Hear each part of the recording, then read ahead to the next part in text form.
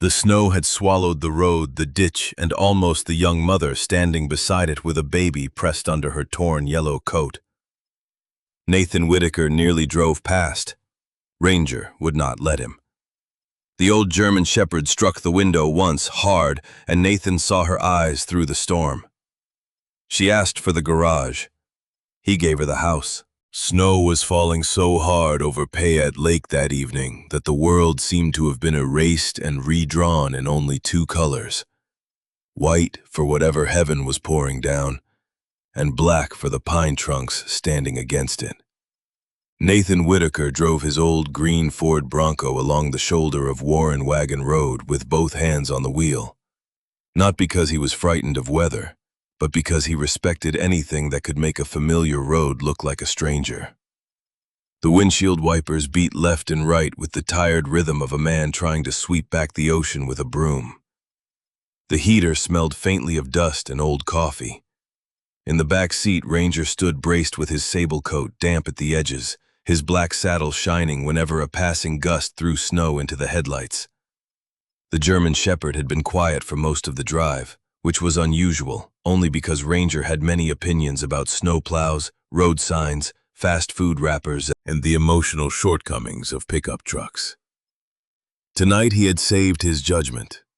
Nathan had spent the late afternoon helping a volunteer crew pull a delivery van out near the turnoff, the sort of job he had not planned to do but rarely refused.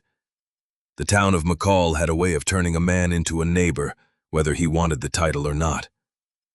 He had a tow strap, a shovel chains on the tires, and the inconvenient habit of stopping when something was wrong. His father had called that habit manners. The Navy had called it situational awareness. Nathan had learned that both could save a life, though one sounded better at church potlucks. He was 41 years old, broad through the shoulders, with a narrow scar cutting through his left eyebrow, and a face that looked stern until a person noticed the patience behind it. He had been a Navy SEAL once, though he did not offer that fact to strangers. People either treated it like a dare or like a story they wanted to borrow. These days he repaired small boats, hauled people out of bad weather when he could, and lived in a cedar house beside an old boathouse where the lake froze at the edges and the nights could become so quiet a man heard his own memories pacing.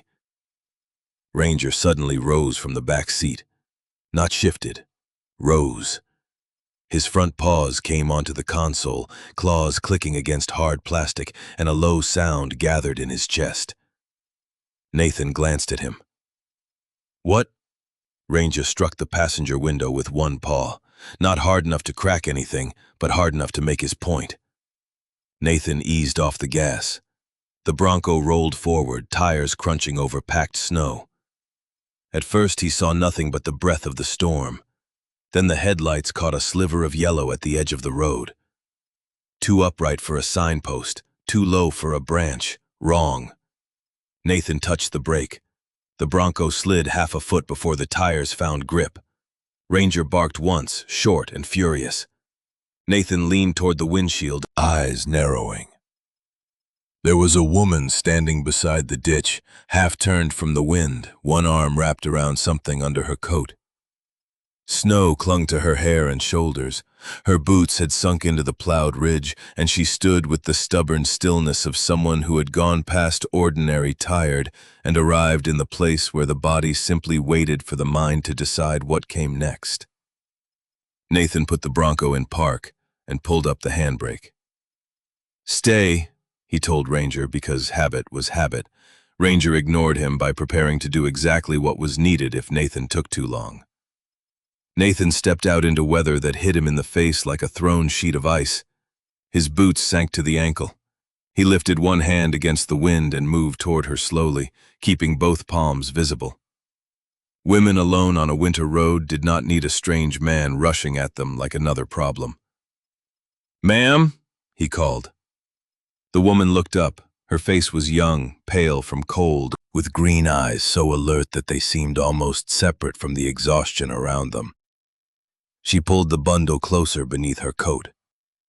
"I'm fine," she said.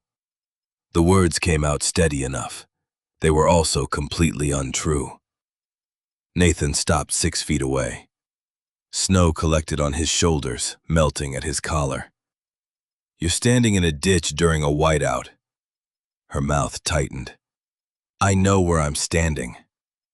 That answer told him more than the words did. It told him she was afraid, but not confused.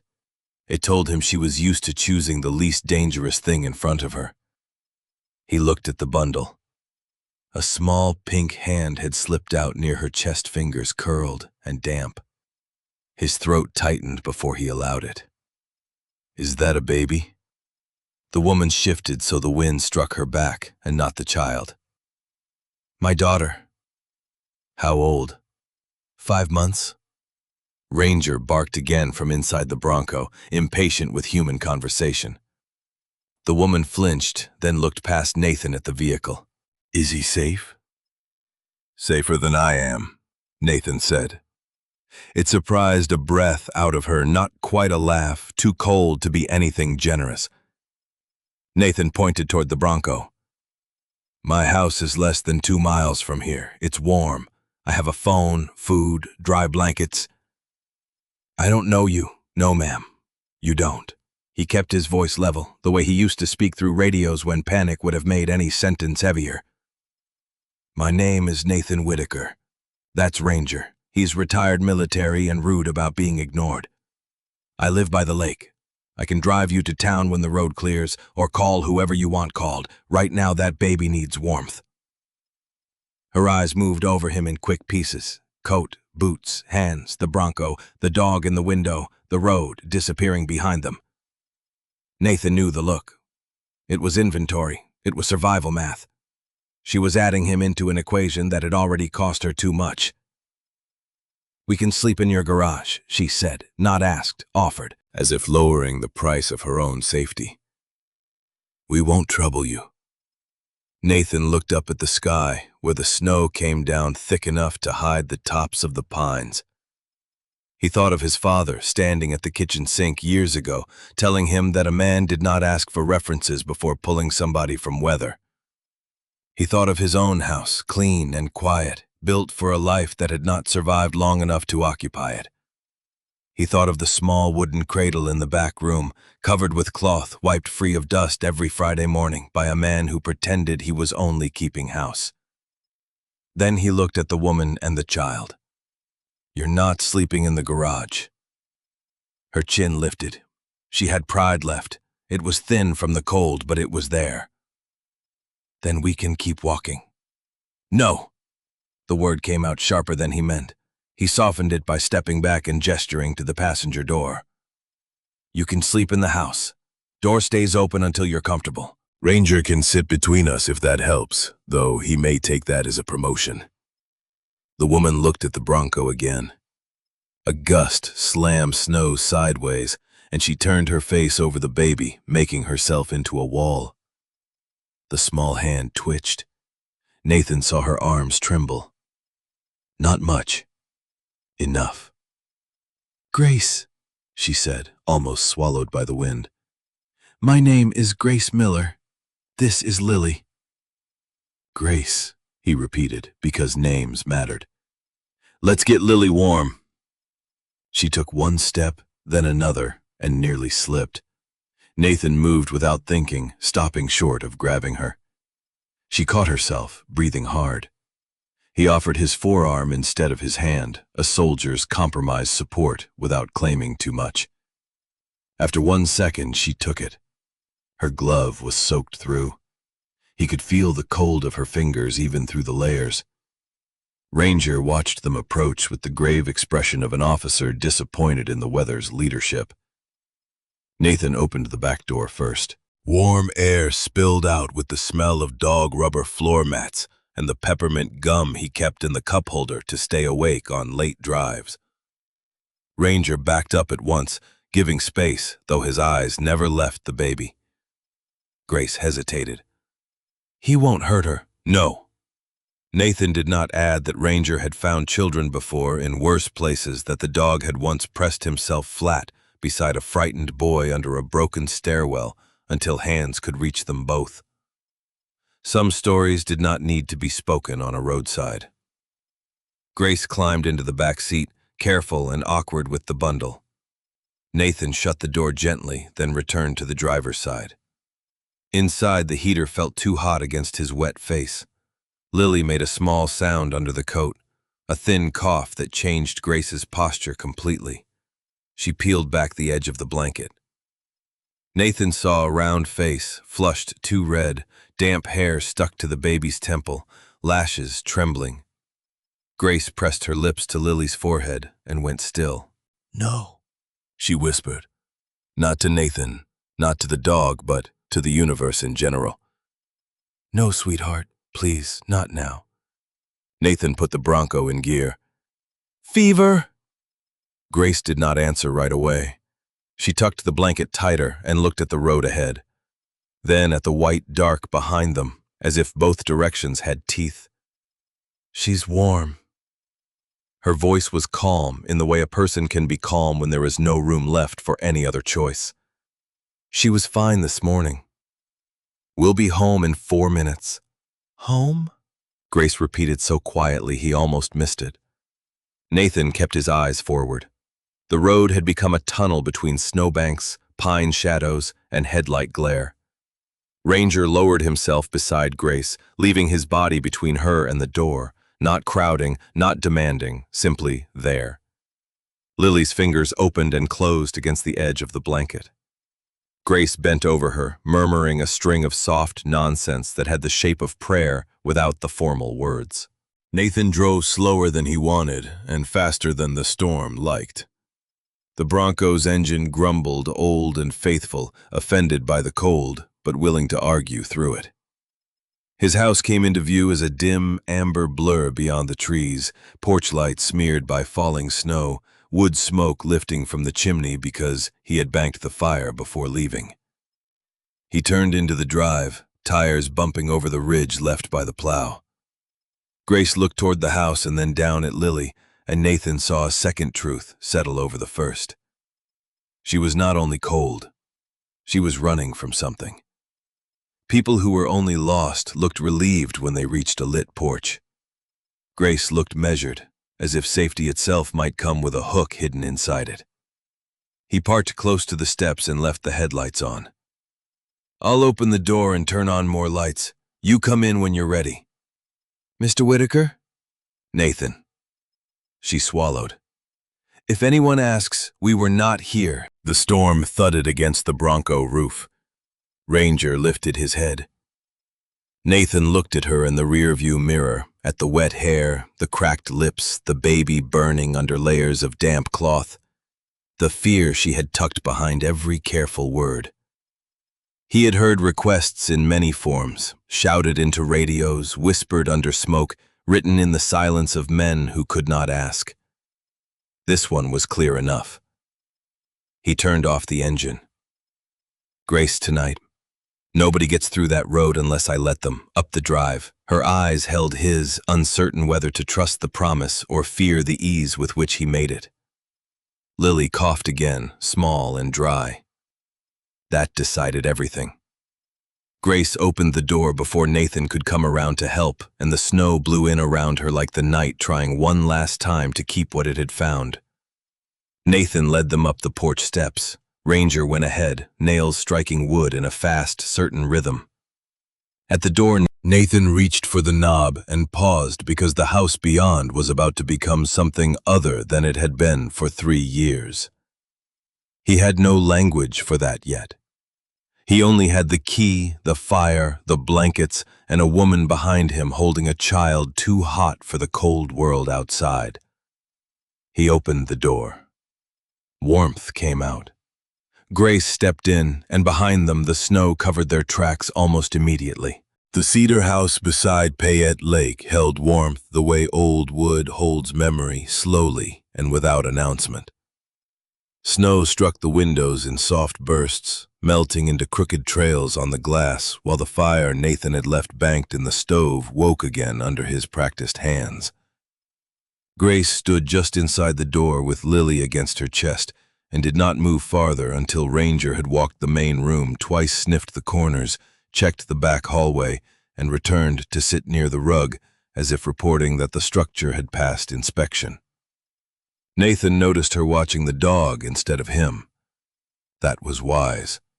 People lied more easily than animals, though Ranger had been known to lie about whether he had eaten breakfast.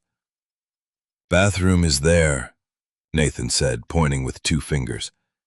"Guest room is down the hall on the left. I'll get towels." Grace held Lily closer. The baby made another dry cough, then a whimper that seemed too small to belong to such a large storm. "I need to get her out of these clothes." "I'll bring warm water." Nathan removed his boots by the mat, lined them against the wall by instinct, then hesitated because there were suddenly 2 more pairs of boots in his entry. One woman's. One tiny and soft and soaked. That should not have meant anything. It did. The house had been built with more room than 1 man and 1 dog required. For 3 years he had occupied only the parts he needed: kitchen, stove, bedroom, workbench, porch. He kept the rest clean because dust felt like surrender. He repaired cabinet hinges nobody used. He changed batteries in clocks whose ticking sometimes irritated him so badly he took them down and put them in drawers. He washed the second coffee mug once a week because Emily had liked that mug, blue enamel with a chip near the rim, and because letting it sit untouched seemed both sentimental and cruel. Grace saw too much in her first minute inside. Nathan could tell. Her green eyes moved over the room with the quick, efficient sweep of someone who had learned to collect facts before trust. 2 hooks by the door, 1 coat. A framed photograph on the mantel turned slightly away from the room. A folded quilt on the back of the couch with no wear in the center. A Navy Challenge coin in a small wooden dish. A dog's bed placed where it could see every entrance. The hallway light left on before Nathan went out, though no one had been waiting for him. Then her gaze touched the open doorway of the small room beyond the hall. The cradle sat there, half hidden in shadow. Pale pine, polished by his own hands, a white cloth folded over the side. Grace looked away immediately. She did not ask. Nathan respected her for that, more than he expected to. He came back with towels and a stack of dry clothes from a drawer that had not been opened for anyone else in a long time. "These are clean. Sweatpants, t-shirt, wool socks. They'll be big." Grace looked at the clothes, then at him, and there was a brief flicker of resistance. Receiving help had become dangerous to her. He recognized the math. Every kindness was a possible debt. "No charge," he said. Her mouth tightened, but not with anger. Something closer to exhaustion. "Thank you. I'll be in the kitchen." "Nathan," he stopped. "Do you have a thermometer?" "Yes." He went before she had to ask twice. In the kitchen, he opened the drawer where he kept practical things in labeled trays because an old life had trained him to hate searching under pressure. Thermometer, flashlight, batteries, gauze tape, lighter pencil, a small notebook, dog nail clippers, and a button shaped like a fish that had fallen from some garment he did not remember owning. He found the thermometer and set it on the hallway table. He filled the kettle, set it on the stove, and took chicken soup from the freezer. It was not a performance of hospitality. It was just what he had, and what he had could become enough if handled properly. Ranger sat in the kitchen doorway, ears high. "You heard me tell you to stay in the truck," Nathan said. Ranger blinked with no apology. "That is what I thought." From the guest room came low movement, a drawer sliding, water in the sink, Grace's voice murmuring to Lily. Nathan listened without trying to listen. There was a difference, though it did not look like much from the outside. He kept his hands busy. Soup into pot, bread from bread box, butter dish, 2 bowls. He looked at the second bowl for a moment longer than necessary. The last woman who had eaten soup in this kitchen during a storm had worn Nathan's flannel shirt, laughed at how badly he chopped carrots, and told him that if their child inherited his cooking instincts, they would need a family emergency plan. Emily had been 7 months pregnant then. The storm outside had been rain, not snow. Nathan set the bowl down too hard. Ranger's ears twitched. "I'm fine," Nathan said. The dog stared at him in a way that suggested deep, professional skepticism. Grace appeared in the doorway 20 minutes later, wearing his gray t-shirt under a faded navy sweatshirt that swallowed her arms. Lily was wrapped in a dry towel and a small blanket Grace had produced from the inner pocket of her bag, one of the few things that had stayed dry. The baby's cheeks were still flushed, but her eyes had opened gray-blue and solemn. She looked at Nathan as if he had applied for a position and she was not yet impressed. Grace's wet hair had been combed back with her fingers and tied low. Without the coat, she looked younger and more tired. She also looked steadier. "Temperature is 100.9, she said. "Not terrible, too high for comfort." Nathan nodded. "Soup. She needs milk first. Then you need soup." Grace paused, as if she might refuse out of principle. Lily sneezed, then settled. Ranger stood and walked to the baby slow enough not to crowd. Grace tensed. Nathan did not speak. The dog stopped 2 feet away and lowered his head. Lily stared. Her fist emerged from the blanket, opened with great effort, and closed around the edge of Ranger's torn ear. Nathan's heart gave one hard, painful knock. Ranger did not move. He had once ignored shouting men, engine noise, the chaos of an extraction, and Nathan's own blood on his fur. Now he stood perfectly still under the grip of a 5-month-old child who had no idea she was holding a veteran by the ear. Grace's face changed, just a little. "She's not usually rude to strangers. Ranger considers ear inspection a serious honor." Grace made a sound that almost became a laugh. It did not make it all the way, but Nathan counted it. She came to the table and sat with Lily in her lap. Nathan put soup in front of her and took the chair across from her, leaving the seat nearest the hall empty because corners mattered to some people. The kitchen smelled of chicken broth, wood smoke, wet wool drying near the door, and the faint metallic tang of snow gear. The windows were black except where the porch light made the blowing snow visible in wild silver threads. Grace ate 3 spoonfuls quickly, then slowed, embarrassed by her own hunger. Nathan pretended not to notice. "You live alone," she said after a while. "Yes." "With Ranger?" "Ranger would say I live with him." The dog, hearing his name, pulled a dish towel from the lower cabinet with his teeth and placed it by Grace's chair. Nathan closed his eyes briefly. "He does that." Grace looked down at the towel. Why, in his mind, many things require towels. "Does he know what this one is for?" "No, but he is confident." This time she did laugh, small and surprised. Lily blinked at the sound, then returned to evaluating Nathan. He looked back at the baby, carefully, not too long. He had learned caution around the tender things of the world. They could enter a man without permission and rearrange rooms he had locked. Grace followed his glance to the hall. She did not turn toward the cradle, but Nathan saw the thought. "My husband died," she said. The sentence arrived without a bridge. Nathan held still. 3 months ago. Lily was 8 weeks old. I'm sorry. People say that and then they want the rest of it. I don't need the rest tonight." Grace looked at him for a long moment. "Do you always do that?" "What?" "Make room without asking what belongs in it?" Nathan did not know how to answer. The old house creaked in the wind. The kettle clicked softly on the cooling stove. Ranger picked up the towel again and carried it to the rug, dissatisfied with everyone's lack of direction. "No," Nathan said finally. "Not always." Her eyes moved to the mantel, the turned photograph, then back to Lily. "Then thank you for doing it tonight." They ate in quiet after that, not an empty quiet, not comfortable either, but useful. Grace finished her bowl because she was too practical to waste heat. Nathan warmed milk for himself and coffee for her after she said she needed to stay awake.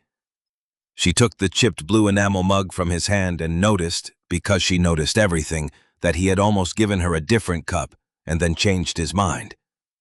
She did not ask about that either. At 10:30, Nathan showed her the guest room, properly put extra blankets on the foot of the bed, and checked that the small space heater was working.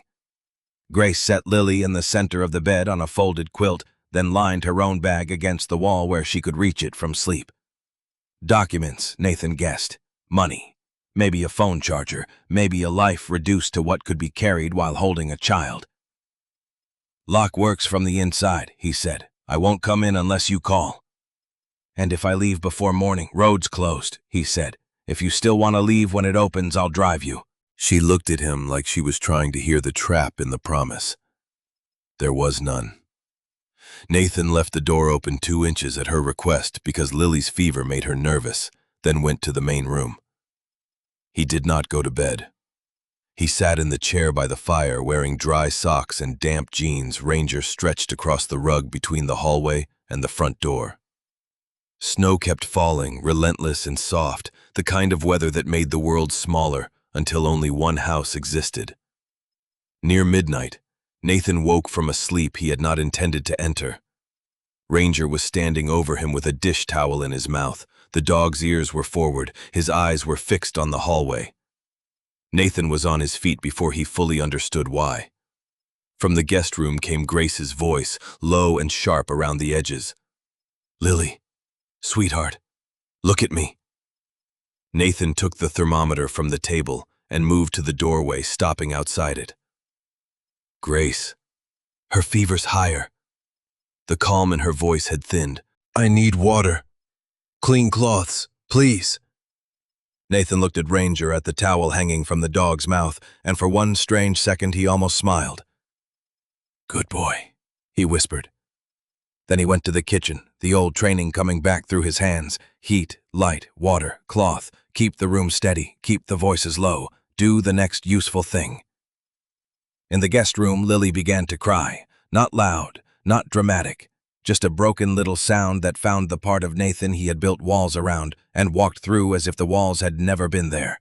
The night outside had gone white and soundless except for the wind dragging snow against the siding, a dry hiss that came and went like breath through clenched teeth. Inside, the guest room held a circle of lamplight, a bed pulled close to the wall, a chair Nathan had brought from the kitchen, a basin on the nightstand, and Lily Miller burning, too warm beneath Grace's careful hands. Nathan did not step fully into the room until Grace looked at him and nodded.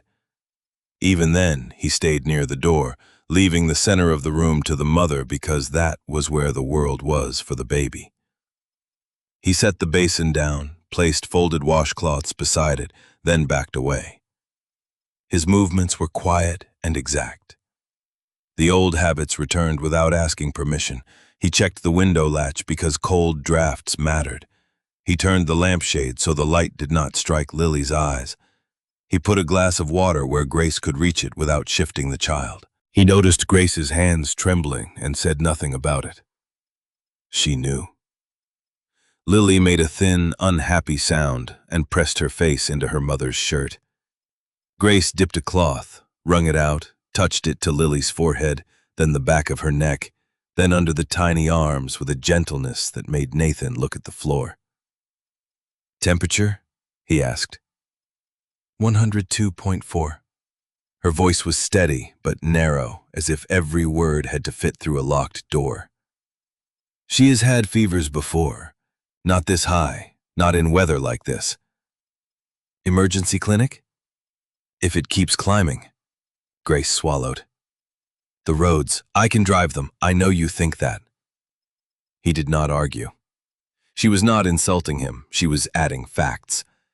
The road was bad. The baby was small. The clinic was miles away, and fear could make any option look wrong from one angle. Ranger came to the doorway and sat his sable body, a dark shape against the hallway light. Lily's eyes opened at the sound of his nails and fixed on him with offended attention. "Even now," Grace whispered, "she wants to know who was in the room." Nathan crouched beside the dog. That's a good habit. Grace looked at him, and for the first time since he found her, he saw something in her face that was not fear or calculation. It was recognition. Maybe she understood habits. Maybe she had survived by them too. The landline in the kitchen still worked because Nathan paid for it every month, despite everyone telling him it was old-fashioned.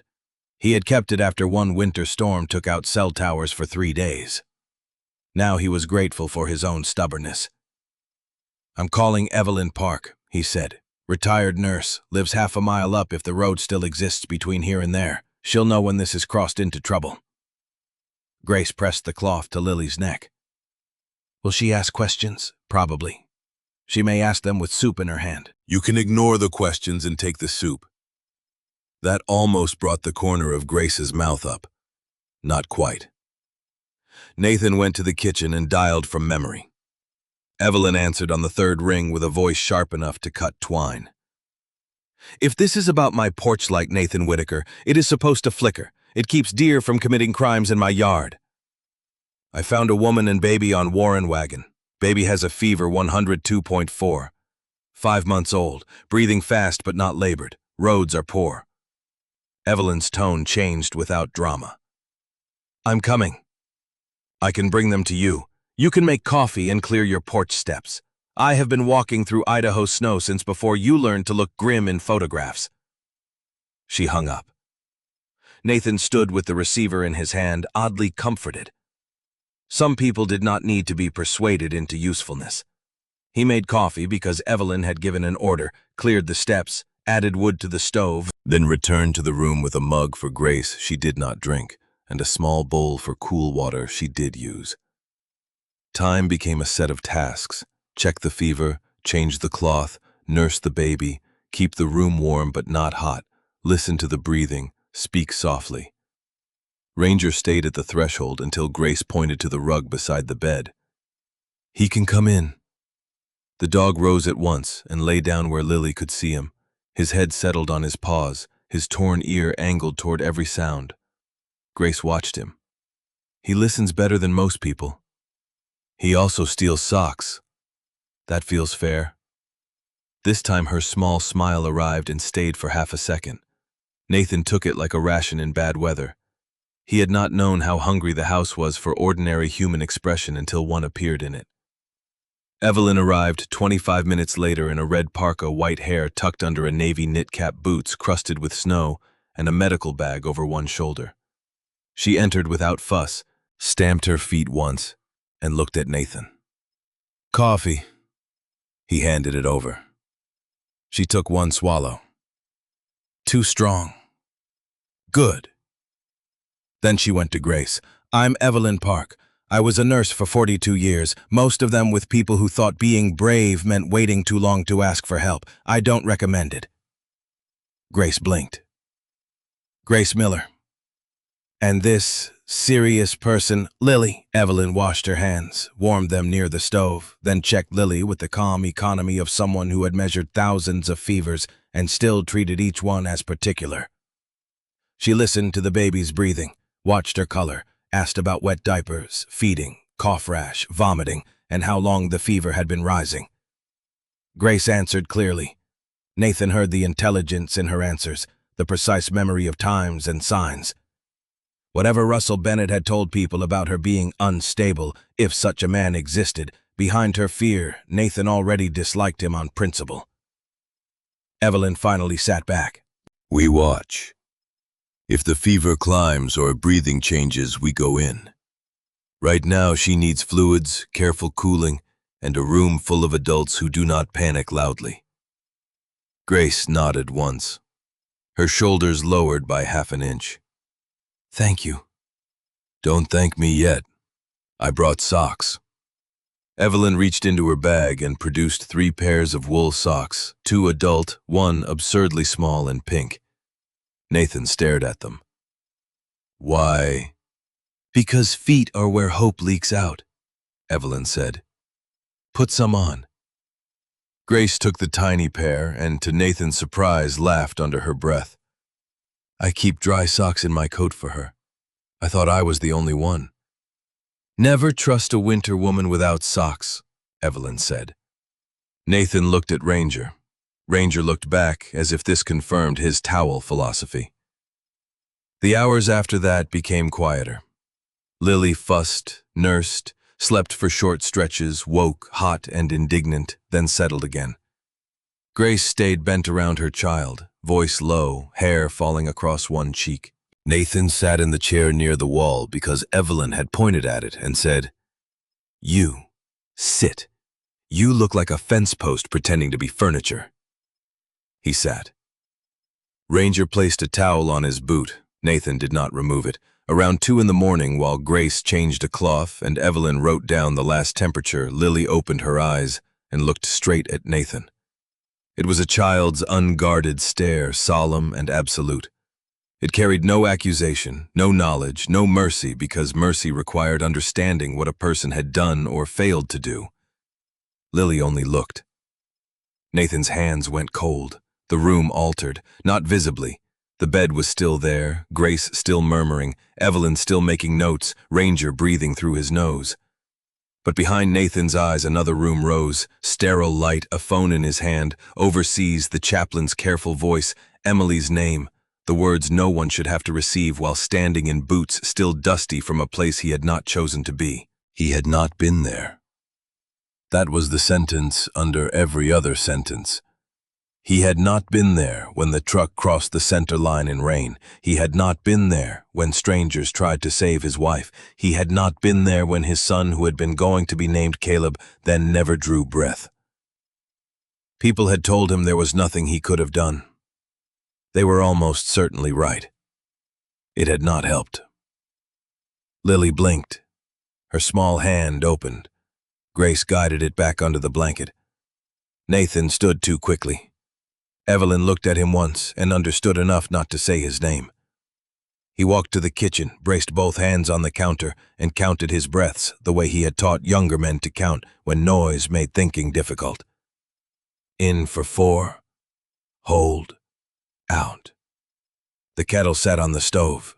The blue enamel mug rested near the sink, Grace's lip mark on the rim, a domestic fact so ordinary that it felt dangerous. Ranger came in and leaned against Nathan's leg, not asking. Wait. Nathan put one hand on the dog's head. "I'm all right," Ranger huffed. "You're rude tonight," the huff repeated, which Nathan chose to interpret as a medical opinion. After a minute, Evelyn entered and poured herself more coffee. "You don't have to sit in there if it hurts." Nathan stared at the window above the sink. Snow had covered the outside sill completely, turning the glass into a pale mirror. "She needs help." "Grace does? Lily does. Help can come from the hallway. I'm fine." Evelyn made a small sound. "Men have built whole civilizations out of those 2 words, and not one of them was structurally sound." Nathan almost smiled. It felt strange on his face. "Noted." Evelyn sipped her coffee. "That woman is running from something." "I know." "You going to ask?" "Not tonight." "Good. She'll tell you faster if you don't pry at the wound." Nathan looked toward the hallway. Grace's voice had started again, soft and steady. Nonsense syllables and little promises offered to a baby too young to understand the words and old enough to know the music. He knew then that he was going back into the room. Not because he was fearless, because fear was not an order. At 3:15, Lily's temperature began to ease. Not all at once. Nothing merciful ever seemed to arrive theatrically. It came down intense, slow enough that Grace checked twice before she believed it. Evelyn nodded. "Good. Keep nursing her. Let her sleep." Grace closed her eyes. One tear slipped down before she could stop it. She wiped it away quickly, almost irritated. Ranger rose, took the towel from Nathan's boot and carried it to her. Grace stared at the dog, then pressed the towel to her face and laughed and cried in the same breath. "He thinks everything needs a towel."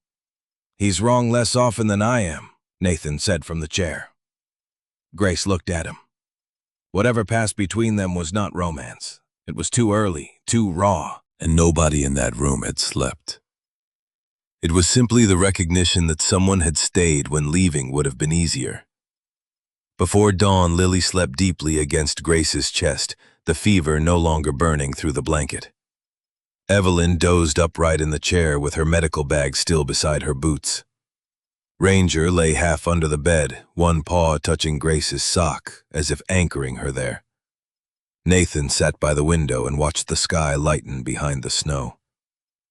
The plow came, once a low, distant grind, opening the road in a rough line. Grace heard it too. Her eyes opened.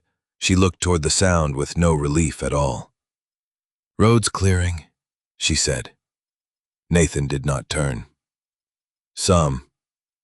I should go when she wakes. Lily needs rest." "You don't know what she needs." The sharpness came from fear, not cruelty. Nathan accepted it.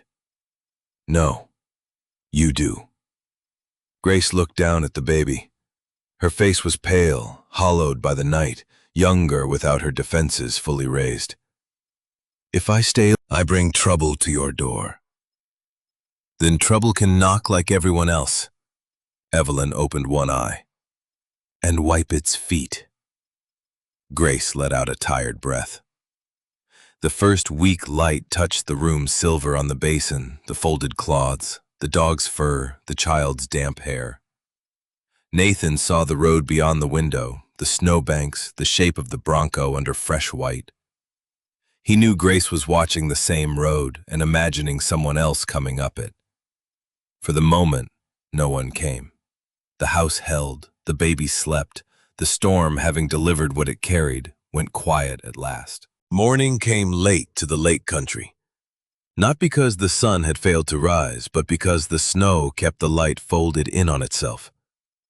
The windows of Nathan's cedar house glowed gray instead of gold, and the pines beyond the porch stood heavy under white branches that bowed like old men considering a hard question.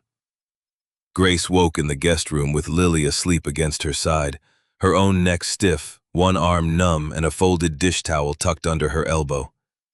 She stared at it for several seconds before remembering Ranger. The dog was asleep across the doorway, blocking the hall with the complete confidence of a creature who had assigned himself both guard duty and moral supervision. Beyond him, the house smelled of coffee, wood smoke, and something warm in a skillet. Grace lay still and took inventory. Lily's forehead was warm but not frightening. Her breathing had slowed. The blanket was dry. The bag with the documents was still against the wall within reach. Her boots stood near the vent, stuffed with newspaper Nathan must have found somewhere. No one had gone through her things. No one had asked for explanations while she was too tired to defend the shape of her life. That last fact unsettled her more than it should have. Grace was used to kindness arriving with a small hook in it. Russell had paid for Ben's funeral with a hand on her shoulder and a pastor watching, then began mentioning what she owed before the casserole dishes had left her kitchen. He had spoken softly. That was the worst part. Loud cruelty announced itself. Soft cruelty entered a room wearing concern and asked where the papers were kept. Grace moved slowly so she would not wake Lily. Ranger opened one eye. "I'm going to the bathroom," she whispered because the dog looked like he expected a report. Ranger considered this and moved exactly 6 inches, enough to let her pass, but not enough to abandon his post. "Generous," she murmured. In the mirror, she looked like a woman drawn in pencil and left in the rain. Pale skin, red-rimmed eyes, hair escaping its tie. Nathan's sweatshirt hanging from her shoulders, sleeves rolled 3 times. She washed her face, then found Lily stirring, and changed her diaper with supplies Evelyn had left in a neat bundle by the door. The tiny pink socks from the night before were on Lily's feet. Grace touched them with one finger and felt an absurd pressure behind her eyes. Socks should not make a person emotional. But Evelyn had been right. Feet were where hope leaked out. In the kitchen, Nathan stood at the stove, flipping pancakes with the concentration of a man diffusing a small device. He looked over when Grace entered, and immediately looked back at the pan, giving her the mercy of not being studied. Fever? Down.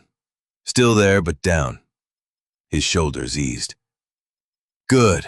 Lily woke fully at the sound of his voice and turned her head with solemn interest. Nathan saw it and lifted the spatula slightly, as if greeting a judge. Ma'am? Lily blinked. Grace nearly smiled. Ranger trotted to the lower cabinet, opened it with his nose, extracted a towel, and carried it toward the table. Does he do that every morning? Grace asked. Only when he believes civilians are mismanaging a situation. So, every morning? Most mornings. He placed pancakes on a plate and added eggs that were slightly overdone but not beyond hope. Evelyn called. Clinic says if Lily's fever keeps coming down and she feeds watch from home. Roads are open, but ugly. Grace heard the road in that sentence. Open, ugly, possible. She looked toward the front windows where the driveway had been plowed and a rough path between snowbanks. Her stomach tightened. I should not take more of your time. Nathan set the pan in the sink. Lily needs rest. You said that before. Still true. You say it like weather. Weather usually wins arguments around here. Grace looked at him. There was no pressure in his face. No impatience. That somehow made the decision harder. If he had been demanding, she could have refused him and felt strong. If he had been sentimental, she could have mistrusted him and felt smart. Instead, he stood in his kitchen wearing a faded navy hoodie and damp socks, serving pancakes that looked like he had fought them in honorable combat, and offered a fact. Lily needed rest. Grace did too. She sat at the table. One more day. Nathan nodded. One more day. It became 3. Not because anyone formally extended the agreement, but because the storm closed one road, Lily's cough lingered, and Nathan's house had room for temporary arrangements to become routine if nobody stared at them directly. On the second day, Grace found the pantry while looking for tea and stopped so abruptly Nathan nearly walked into her. The shelves held useful things, arranged by a logic that suggested Nathan had once sorted field gear under pressure and later applied the same method to canned tomatoes. Coffee sat behind a box of screws. Oats were beside light bulbs. A sack of flour leaned against motor oil separated by only a moral boundary. Grace turned slowly. Nathan lifted both hands. Before you say anything, I know where everything is. That is not the same as everything being in a place. It has worked so far. For survival, maybe. She moved the coffee to a dry shelf near the mugs, put the oats beside cereal, banished screws to a drawer, and placed motor oil in the mudroom where it stopped looking like an ingredient. Nathan watched with the expression of a man witnessing a foreign government take peaceful control. The flour was fine. The flour was negotiating with motor oil. They had an understanding, not anymore. Ranger brought a towel. Grace took it from him and wiped the shelf. Nathan looked at the dog. You've changed sides. Ranger sat beside Grace. Clear betrayal, Nathan said. Lily, who was lying on a quilt near the stove, kicked both feet and made a small, approving sound. Grace laughed before she could stop herself. The sound was not large, but it entered the kitchen and warmed it more than the stove. Nathan looked at the pan he was drying and did not speak. That was one of the strange mercies of him. He did not make a little good thing pay rent by pointing at it. By the 4th day, the house had begun to show evidence of Grace and Lily in ways that seemed both minor and enormous. A row of baby clothes dried on a rack near the stove. The blue enamel mug sat beside Nathan's plain white one in the morning. A grocery list appeared on the refrigerator held by a magnet shaped like a salmon. Grace had no idea where the magnet came from. Nathan claimed it had been in a drawer when he bought the house. Ranger took credit by tapping the lower cabinet. Grace reorganized the small desk near the window after discovering a stack of invoices tucked under a boating magazine. You have been overcharged for propane, she said, pencil between her teeth, Lily strapped to her front in a borrowed carrier. Nathan leaned in from the mudroom doorway. How do you know? Because the numbers are rude. Numbers can be rude. These are. She spread the bills on the table. The sun, weak but present, touched her hair until the red in it showed. Lily slept against her chest with one hand tangled in the sweatshirt string. Grace had written columns in a notebook with tight, neat handwriting. 3 months in a row. Same extra fee. Different label. Did you question it? I noticed. That means no. It means I intended to. Grace looked up. Nathan? Yes. You live alone, don't you? This has been established. Living alone has damaged your relationship with paperwork. He accepted this as fair. The call to the propane company took 20 minutes, most of which Grace spent being polite in a tone that made Nathan grateful he was not the person on the other end. By the end of the account had been credited, and the mysterious fee had been removed. Grace hung up and pushed the phone away as if placing a solved problem on a shelf. Nathan stared at her. You just saved me $180. 186. I could have done that. You could have. Eventually. Ranger brought a towel. Nathan took it. Thank you for your neutrality. That afternoon, Evelyn came by with chicken rice soup, fresh diapers from town, and the expression of a woman not fooled by anything. She watched Grace fold Lily's clothes, Nathan refill the wood box, Ranger patrol between them and the 2 mugs on the counter. She did not comment. Evelyn believed direct observation was often more satisfying than interference. She did, however, say to Nathan while Grace was in the guest room, You need more coffee. I have coffee. You have coffee for a man who expects silence. You now have coffee for a house that talks in the morning. She's staying until Lily's well. Of course. Evelyn sipped from her travel mug. And I am president of the Idaho Ballet. Nathan looked at her. Is that a real organization? Not the point. Before he could answer, a truck pulled into the drive. Nathan turned. A blue pickup sat behind the Bronco, engine running, exhaust pale in the cold. Owen Park climbed out with a toolbox and a wool hat pulled low. He was 43 broad, with tired eyes and hands permanently marked by grease no soap could entirely remove. Evelyn straightened in a way Nathan noticed. I called him about your generator, she said. I said it coughed last storm. It did. Then don't make that face. Owen came onto the porch, nodded to Nathan, nodded to his mother with a stiffness that had years inside it, then removed his boots as if the mat were a border crossing. Generator, he asked.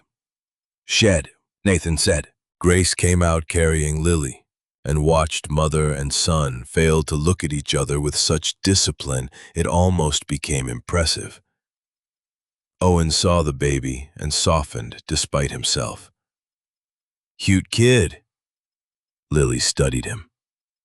She does inspections, Grace said. Of what?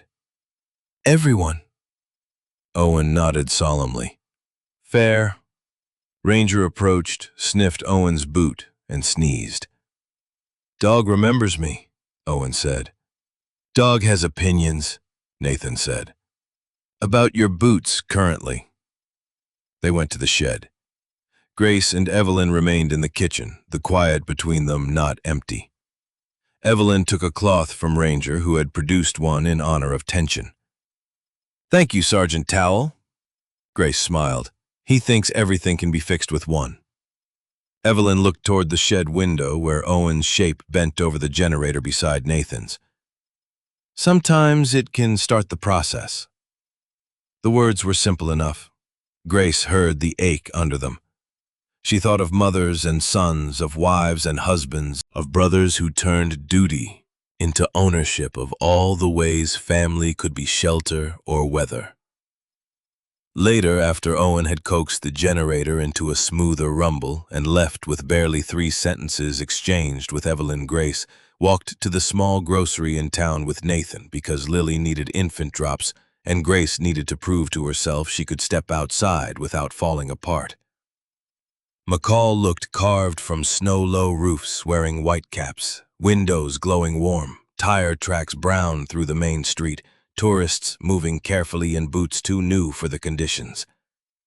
Nathan carried Lily's diaper bag without asking permission. Grace noticed. He noticed her noticing and said, "It has ducks on it. Very tactical." She looked at the yellow bag with cartoon ducks. Extremely. For 10 minutes, they were almost ordinary.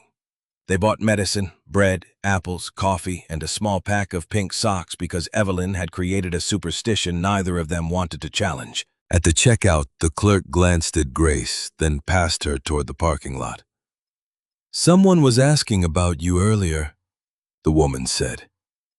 Grace's fingers stopped on the card reader. Nathan's gaze lifted. "Who?"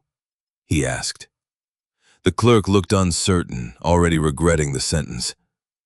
"Man in a black SUV. Said he was looking for his sister-in-law and a baby. Said there was a family emergency." Grace's face emptied. Outside, beyond the fog glass, a black SUV moved slowly along the far edge of the lot. Its windows were tinted. Snow slid from its roof as it rolled past. Lily kicked once in the carrier, offended by the sudden stillness of the adults. Nathan stepped closer, not touching Grace, simply occupying the space beside her. Ranger was not with them. For the first time since the road, Grace looked truly alone. "Russell," she whispered. The SUV turned onto the street and disappeared behind a veil of falling snow, but the tracks remained dark and fresh, pointing toward the road that led back to Nathan's house. The snow began again before they reached the Bronco. Not the wild whiteout of the first night, but a steady fall that softened the edges of buildings and made every sound seem farther away than it was. Grace walked beside Nathan, with Lily strapped against her chest under his spare coat, the baby's face tucked into warmth. One pink-socked foot peeking out as if making sure the world remained available for inspection. Nathan did not hurry her. That restraint cost him more than she knew. Every old instinct in him wanted to move fast, secure the vehicle, put distance between the black SUV and the people beside him, check every mirror until he built a pattern. Instead, he matched Grace's pace. Fear did not always need speed. Sometimes it needed the dignity of choosing each step. At the Bronco, he opened the rear door and let Grace settle Lily into the car seat Evelyn had produced from a neighbor whose grandchildren had outgrown it. Ranger had not come to town, but his fur still lived in the upholstery, and Lily reached for one stray sable hair on the blanket with grave dedication. Grace buckled her in, then stood with one hand on the doorframe. Her knuckles were white. "He found me." Nathan looked across the parking lot. The SUV was gone, but that meant little. Maybe he asked in every town between Boise and here. "He found me," she repeated, not louder, only clearer. Nathan closed Lily's door gently. "Then we stop letting him be the only one who knows what story he's telling." Grace looked at him. Snow collected in her hair, small white points melting into red-brown strands. "What does that mean?" "It means you eat something warm up, tell me what you want told, and then we call Deputy Torres." "I don't want to drag you into this, Grace." He kept his voice quiet. "You were standing beside a winter road with a baby. I am already in the part that matters." On the drive back, neither of them spoke for the first mile. The Bronco's old engine growled through snow ruts, heater blowing hard, wipers squeaking at the edge of each swing. Nathan watched the mirrors without making a show of it. Grace watched Lily. The baby had fallen asleep with her mouth slightly open, one fist pressed under her chin.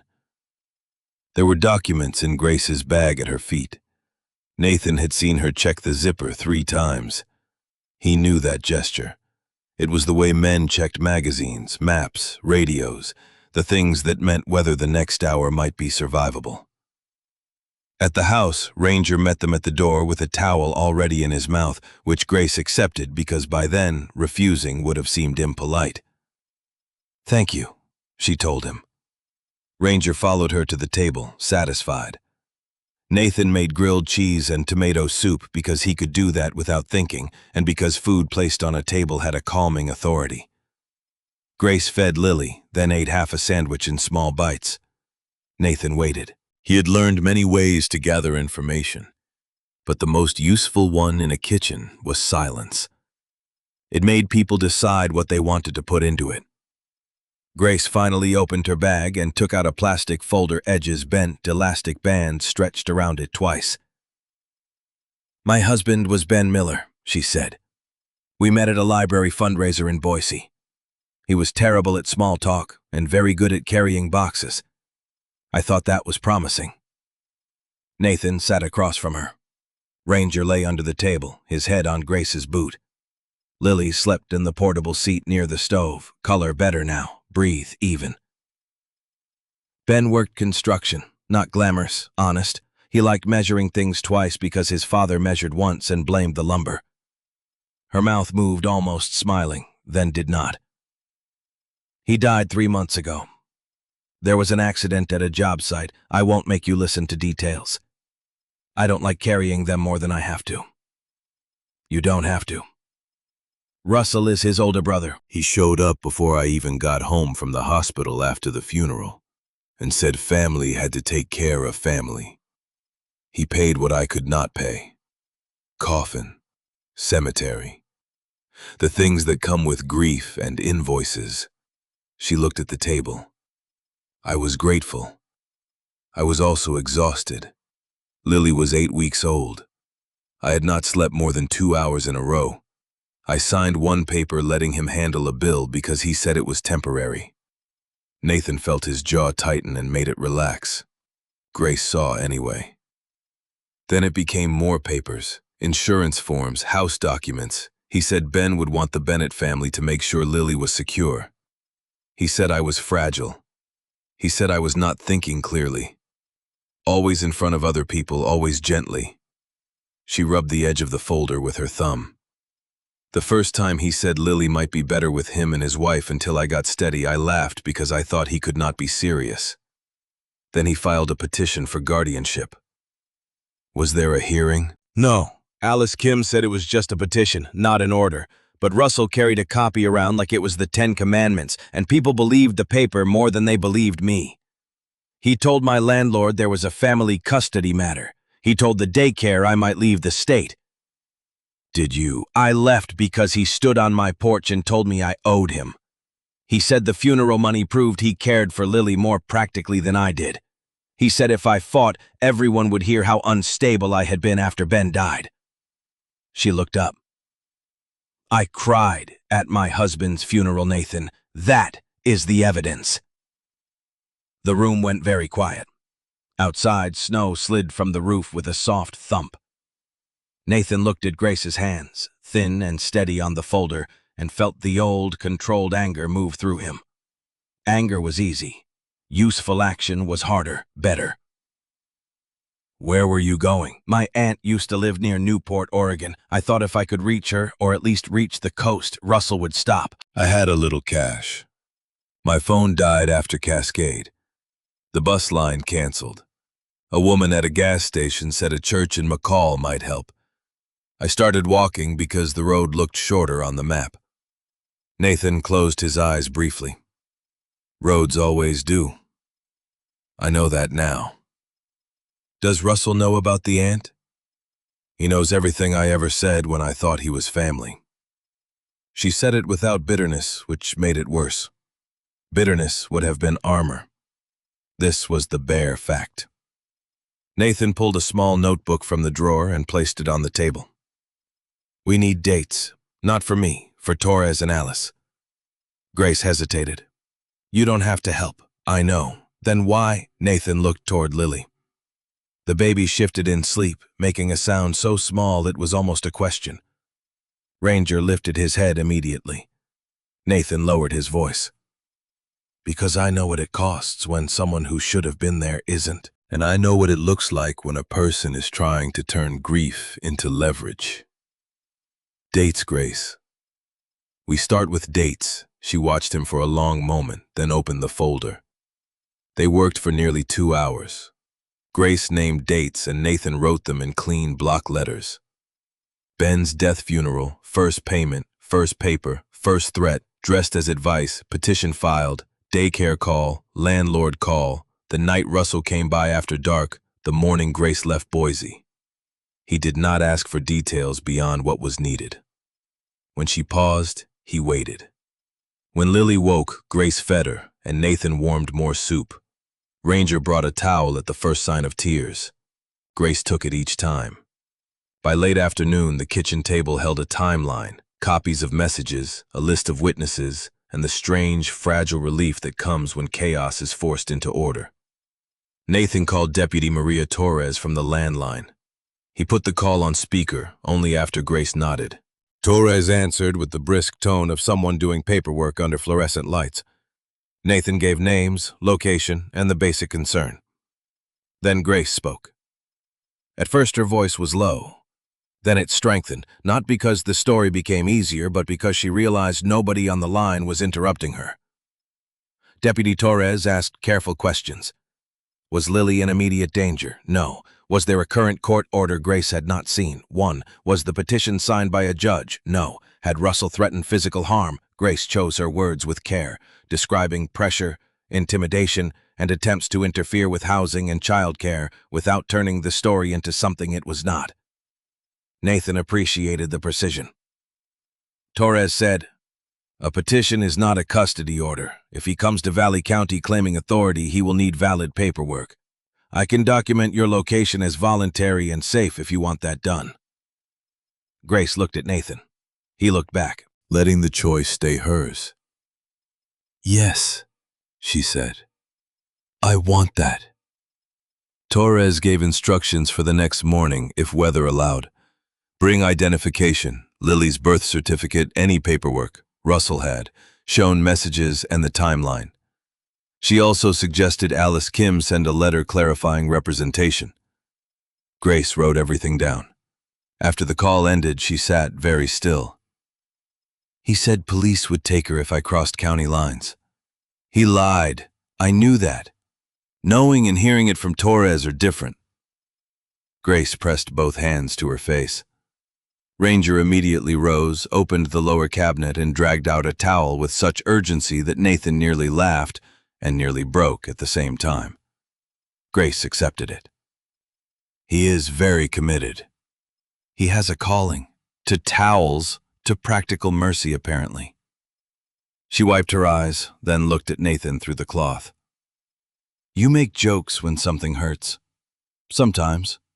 Ben did too." Nathan did not know whether that was good or dangerous. He let it sit between them. Evening settled early. The snow outside turned blue in the windows, and the house gathered itself around the stove. Nathan made pasta because Grace discovered the pantry now had categories and told him pasta was less likely to lose an argument with him than rice. Lily sat in Grace's lap, fever mostly gone, trying to chew the corner of a soft toy Evelyn had dropped off. Ranger watched the toy with professional concern. Nathan set plates down and realized he had made enough for 3 adults, because part of him expected Evelyn to knock. The thought did not trouble him as much as it might have a week earlier. After supper, Grace washed dishes, despite Nathan telling her she did not have to. He dried because resisting seemed pointless. Their shoulders did not touch at the sink. The absence of contact felt deliberate, respectful, oddly intimate. "If he comes here," Grace said, watching soap slide from a plate, "you should let me talk." "Yes." She glanced at him, surprised by the immediate answer. "You won't argue? You're Lily's mother. You're the one he is trying to erase. Standing in front of you would help him do it." Grace's hands stilled in the water. For a second, she looked as if she might fold under the weight of being understood.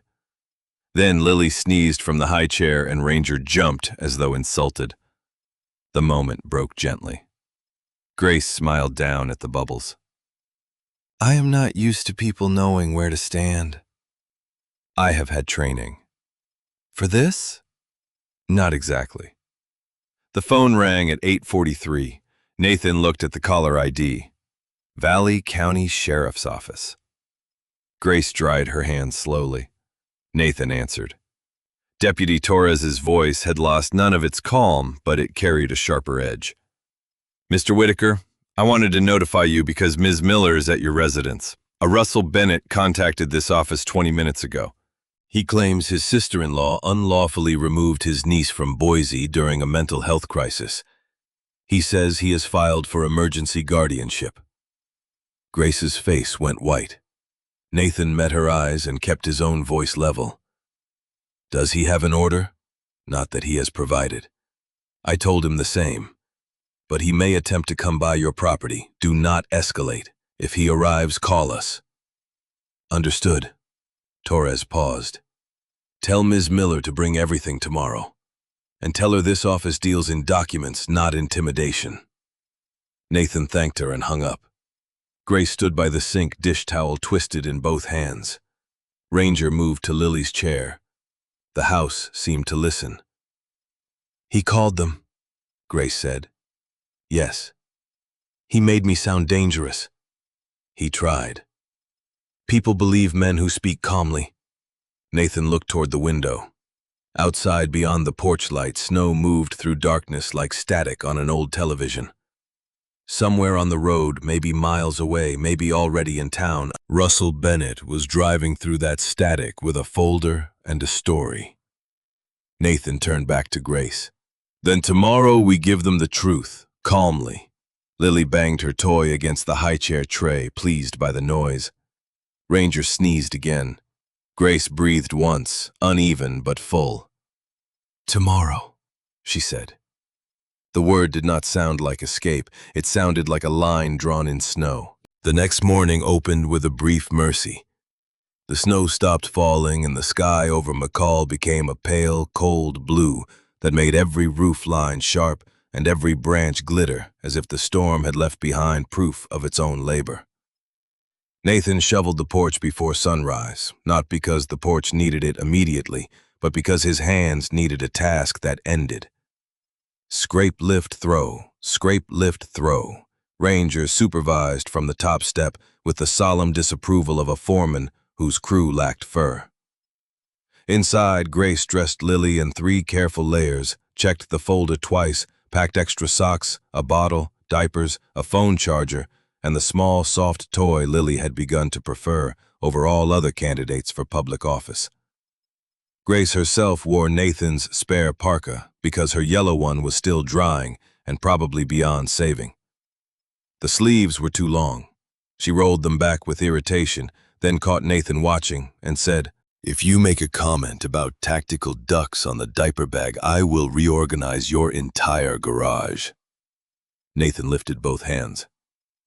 That would be retaliation beyond international law. Good. There it was again, that almost smile. It changed her face in a way he did not allow himself to study. They left at 9, the Bronco taking the rutted drive slowly, chains clinking under the tires. Ranger sat in the back beside Lily's car seat, nose pointed toward the rear window. Grace sat in the passenger seat with the folder on her lap and one hand gripping the strap. Nathan watched the mirrors, the road, the snowbanks, and the tension in Grace's hand. He did not tell her to relax. Few sentences were more useless. At the Valley County Sheriff's substation, Deputy Maria Torres met them in a small interview room that smelled faintly of printer toner and wet coats. She was in her late 30s, compact, dark-haired, with eyes that made it difficult for nonsense to stand upright. She shook Grace's hand first. Nathan appreciated that. "Ms. Miller, I want to be clear before we start. You are here voluntarily. You are not under arrest. Your child is not being removed. I am documenting what you want documented and reviewing what Mr. Bennett claims to have." Grace's fingers loosened on the folder. "Thank you." "You can thank me after the paperwork," Torres said. "Paperwork ruins all gratitude if you let it." Ranger, who had been granted permission to enter after Nathan produced service records and a promise that the dog would behave better than most adults, lay down under the table with his chin on his paws. Lily stared at Torres. Torres stared back. "She does that," Grace said. "Good. She should be skeptical." The interview lasted almost 2 hours. Grace told the story again, and because she had told it once at Nathan's kitchen table, she did not have to drag it out of herself in pieces. Ben's death, Russell's payment, the papers, the petition. The daycare call. The landlord. The threats softened into concern. Torres asked for dates, names, addresses, copies. She did not gasp. She did not make Grace perform her fear to earn belief. She treated the facts like facts. That steadied the room. Nathan spoke only when asked. He described finding Grace and Lily beside Warren Wagon Road during the storm, Lily's fever, Evelyn's check, and Grace's condition. He did not say Grace had looked hunted. That was a conclusion. He said she was cold, exhausted, carrying a child and asking only for shelter. Torres wrote it down. Mr. Bennett told dispatch he had emergency guardianship, Torres said, turning one of the papers Grace had brought. This is not an order. This is a copy of a petition stamped received by an Ada County clerk. No judge's signature granting custody, no removal order, no enforcement language. Grace closed her eyes. He showed it to my landlord. People see court stamps and panic. Torres looked at her. That does not make the paper more than it is. Nathan saw the sentence land. Grace had known it because Alice Kim had told her. She had not believed it all the way down until someone in uniform set it under fluorescent lights with a copier humming in the next room. Torres made copies, entered a report, and called Alice Kim on speaker.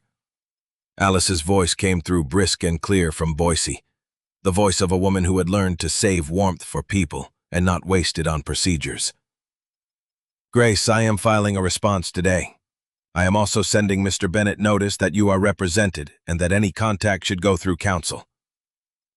Grace looked at Nathan, then at Lily, who had fallen asleep in the carrier with her cheek pressed against the blanket. Will that stop him? Alice paused. It will make his next step more expensive and more visible. That stops some people. For others, it gives us better evidence. That's honest, Grace said. I try not to sell comfort in place of work, Alice replied. Nathan liked her immediately. Alice asked for scans of the documents, including messages on Grace's phone. The substation scanner chose that moment to jam, producing 3 inches of paper and a sound like a mechanical sigh. Torres stared at it. This machine was designed to test my faith. Nathan said, Owen Park has a shop with a scanner. Torres looked at him. The snowmobile repair place. Yes, fine. Bring me copies by end of day or email them through Ms. Kim. Grace gathered the folder. Ranger stood stretched and looked at the scanner with obvious contempt. He has opinions, Torres said. Mostly correct ones, Nathan said. They drove to Owen's shop under a sky slowly filling with clouds again. The shop sat behind a row of fir trees, metal roof shedding snow and heavy slides. Inside it smelled of rubber belts, oil wood, stove smoke, and coffee old enough to vote. Owen looked up from a snowmobile engine when they entered. His eyes went first to Lily, then to Grace, then to Nathan. Mom said you might need the scanner? She said that? Grace asked. She said if I wanted to be useful before noon, I should turn on the computer and stop arguing with a carburetor. He wiped his hands on a rag. The carburetor was losing anyway. Owen took the folder and treated it with surprising care, laying each page flat, naming the file, saving copies to a thumb drive Alice had requested, and emailing them through a secure link Nathan did not fully understand, but accepted on the grounds that Alice sounded like someone who would correct them if they failed. Lily woke halfway through and began fussing. Grace shifted her, searching the diaper bag. Ranger, unable to access his usual cabinet, looked around the shop, found a clean blue shop towel on a stool, and carried it to Grace. Owen stopped scanning. Did the dog just offer customer service? He has a calling, Grace said. Owen nodded. Respect. Evelyn arrived 20 minutes later with sandwiches because apparently she had formed a private supply chain around everyone else's emotional emergencies. The room changed when she entered. Owen became more careful with his hands. Evelyn became more casual than necessary. They spoke around each other at first, through Nathan, through Grace, through the scanner, as if direct sentences might crack. "The generator holding?" Owen asked Nathan. "Yes." "Tell me if it coughs." Evelyn unwrapped sandwiches. "It coughed because you hadn't checked the fuel line in 2 years." Owen looked at his mother. "I checked it last winter." "You looked at it. That is not checking." "There is a difference. There is to people who finish jobs." The old argument flashed and nearly caught. Grace felt it. Nathan did too. Lily chose that moment to produce a delighted squeal at the sight of Ranger's tail. Everyone turned. The argument lost its footing. Owen exhaled. "She's got timing." Evelyn looked at the baby. Women in this room generally do. They ate standing around a workbench while the scanner worked through the final pages. Grace found herself telling Evelyn about Alice's plan and Torres's report. She did not mean to share so much. Something about the shop, the snow tapping, the metal roof, the smell of sandwiches cut in triangles, and Owen silently saving each file under names that made sense, loosened the fear enough to let language move. "I keep thinking I should have seen Russell sooner," she said. "People don't expect a hand offered at a funeral to become a fist later," Evelyn said. The word was metaphor, not detail, and it landed safely, but heavily. "You saw him when you could." Owen kept his eyes on the scanner. "And you left with the kid. That's not nothing." Grace looked at him. "No, it wasn't." Owen cleared his throat. "My dad died 12 years ago. I left Mom alone longer than I should have because every room in her house made me feel like I was failing somebody." Evelyn froze with one sandwich half wrapped in paper. Nathan looked away, giving them privacy in the only way available in a room with 4 adults, a baby, and a retired working dog. Owen stared at the scanner. "Not the same thing, just saying. Grief makes people bad at maps." Evelyn put the sandwich down. Her voice was quiet. "You could have come home without a map." Owen's jaw worked. "I know that now." Nothing more happened. No embrace, no music swelling. The scanner beeped rude and practical, and Ranger sneezed near a tire, yet something in the room shifted. Grace saw it and filed it away with the other small proof that lives could move a little without announcing themselves. By late afternoon, Torres had the files and Alice confirmed receipt. Nathan drove Grace back toward the lake under a darkening sky. The Bronco heater hummed. Lily slept again, worn out by law enforcement document scanning and public service from a German shepherd. Grace looked out the passenger window at the snowbanks passing. "This morning I felt like I was running," she said. "And now?" Nathan asked. "Now I feel like I am carrying a box of very boring weapons." "Documents often are. You would know. The military has forms that could stop a charging animal out of sheer discouragement." Grace laughed, real and sudden. Nathan held the wheel and let the sound fill the cab. He wanted to ask her to stay after this was over. The thought arrived without permission, clear as a road sign. Not because Russell was dangerous, not because Lily needed warmth. Because Grace had moved the coffee and challenged the propane bill and made his kitchen sound like a place people might return to. Because Lily had grabbed Ranger's ear and Ranger had allowed it. Because Nathan's house had been waiting in ways he did not know how to confess. The wanting frightened him more than Russell. Danger from outside had edges. Wanting did not. They turned into the drive just after 4. Nathan saw the black SUV before Grace did. It sat at the far end of the plowed path, angled neatly beside the snowbank, engine off, windows dark. A man stood beside it in a charcoal overcoat that looked too expensive and too thin for Idaho winter. Snow collected on his shoulders. 2 other men waited near the vehicle, uncomfortable in the cold and in whatever story they had agreed to join. Grace's breath stopped, and the back Ranger rose with a low sound. Nathan slowed the Bronco and stopped 15 feet away. The man smiled as if he had arrived for a family dinner.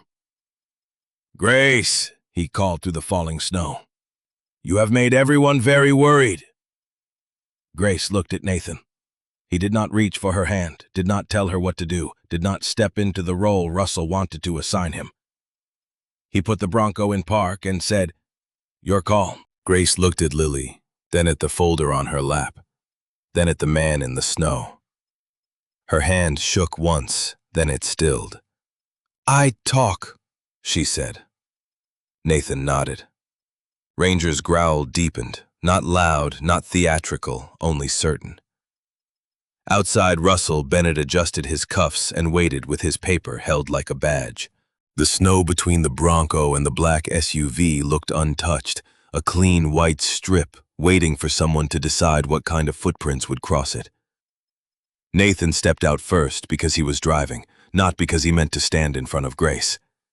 He closed the door with measured quiet and walked around to open hers. Russell Bennett watched every movement with the polite attention of a man collecting material for later use. He was 38, clean-shaven, handsome in a narrow way, with hair too carefully combed for the storm and shoes that had not yet understood the parking lot. His charcoal overcoat was dusted white at the shoulders, making him look for a moment like a figure placed in the wrong painting. Behind him stood two men Nathan did not know, both uncomfortable, both pretending they were present as witnesses rather than pressure. One kept rubbing his hands together, the other looked at the pines as if he had suddenly remembered an appointment somewhere else. Grace unbuckled her seatbelt. Nathan opened the rear door and checked Lily without speaking. The baby was awake, cheeks pink from the heater, eyes fixed on the ceiling of the Bronco with philosophical patience. Ranger shifted beside her seat, body angled toward the open air. Nathan gave the dog a flat palm signal, "Stay." Ranger obeyed in the technical sense that all four paws remained inside the vehicle, while his expression made it clear obedience was under protest. Grace stepped down into the snow, holding the folder against her ribs. She had left Lily buckled in the warm car for the moment, which Nathan thought was wise. Russell's smile widened. "There you are," he said. His voice was gentle. That was the first thing Nathan disliked about it. A man could be gentle honestly, and a man could use gentleness like a cloth over a blade. Russell's was the second kind. "Grace, you have scared everyone half to death." Grace stood near the open door. "Who is everyone?" Russell blinked. It was not the answer he expected. "Family. Friends. People who care about Lily. Name them." One of the men behind Russell looked down. Nathan felt the smallest movement in the air like the moment before ice cracks. Russell recovered quickly. "This is not the time for hostility. You are tired. You have been through an unimaginable loss. I have tried to be patient." Grace's fingers tightened on the folder, then loosened. Nathan saw the effort. He said nothing. This was her ground. "You filed a petition," Grace said, "not an order." Russell glanced at Nathan, then back to Grace, disappointed she had learned a word he preferred to own. "A petition because I had concerns, serious concerns. You disappeared with my brother's child in dangerous weather." "I left Boise with my daughter. I did not disappear. I contacted counsel. Deputy Torres knows where I am. Lily has been examined by a retired nurse and is safe." Russell's smile dimmed. "A retired nurse is not a court. Neither are you." The sentence landed cleanly in the cold. Nathan almost looked away to hide what it did to his mouth. Ranger gave one soft huff from the Bronco, approving or possibly offended by Russell's shoes. Russell lifted the folder in his hand. "I have paperwork. You have a petition stamped received. There has been no hearing. No judge has granted you custody. No one has authorized you to remove Lily from me." Grace's voice did not shake. It did not rise. Nathan realized then that she had been preparing for this long before he found her in the snow. Fear had not made her weak. It had made her precise. Russell turned slightly toward the two men with him as though inviting them to witness his patience. "This is exactly what I mean. She has been coached by strangers. She is not herself." Grace took one step away from the Bronco, putting herself fully in view. Myself is the woman who sat beside Ben's hospital bed. Myself is the woman who signed Lily's birth certificate. Myself is the woman you called unstable because I would not sign over the insurance papers. You paid for Ben's funeral. I was grateful. You did not purchase authority over my child. The second band behind Russell stopped rubbing his hands. Nathan saw his eyes move from Russell to Grace. That mattered.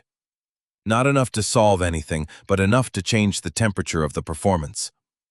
Russell's face tightened for the first time. You are making accusations you cannot support. I have your messages taken out of context. I have Alice Kim, a lawyer looking for fees. She is working through a family assistance program. Grace looked at the folder in Russell's hand. If you have a legal claim, present it through the court. That is the process. That is the only process I will answer. Nathan heard tires on snow before anyone else reacted. A county SUV turned into the drive, light bar off, moving slow and steady. Deputy Maria Torres parked behind the Bronco and stepped out, wearing a winter jacket over her uniform.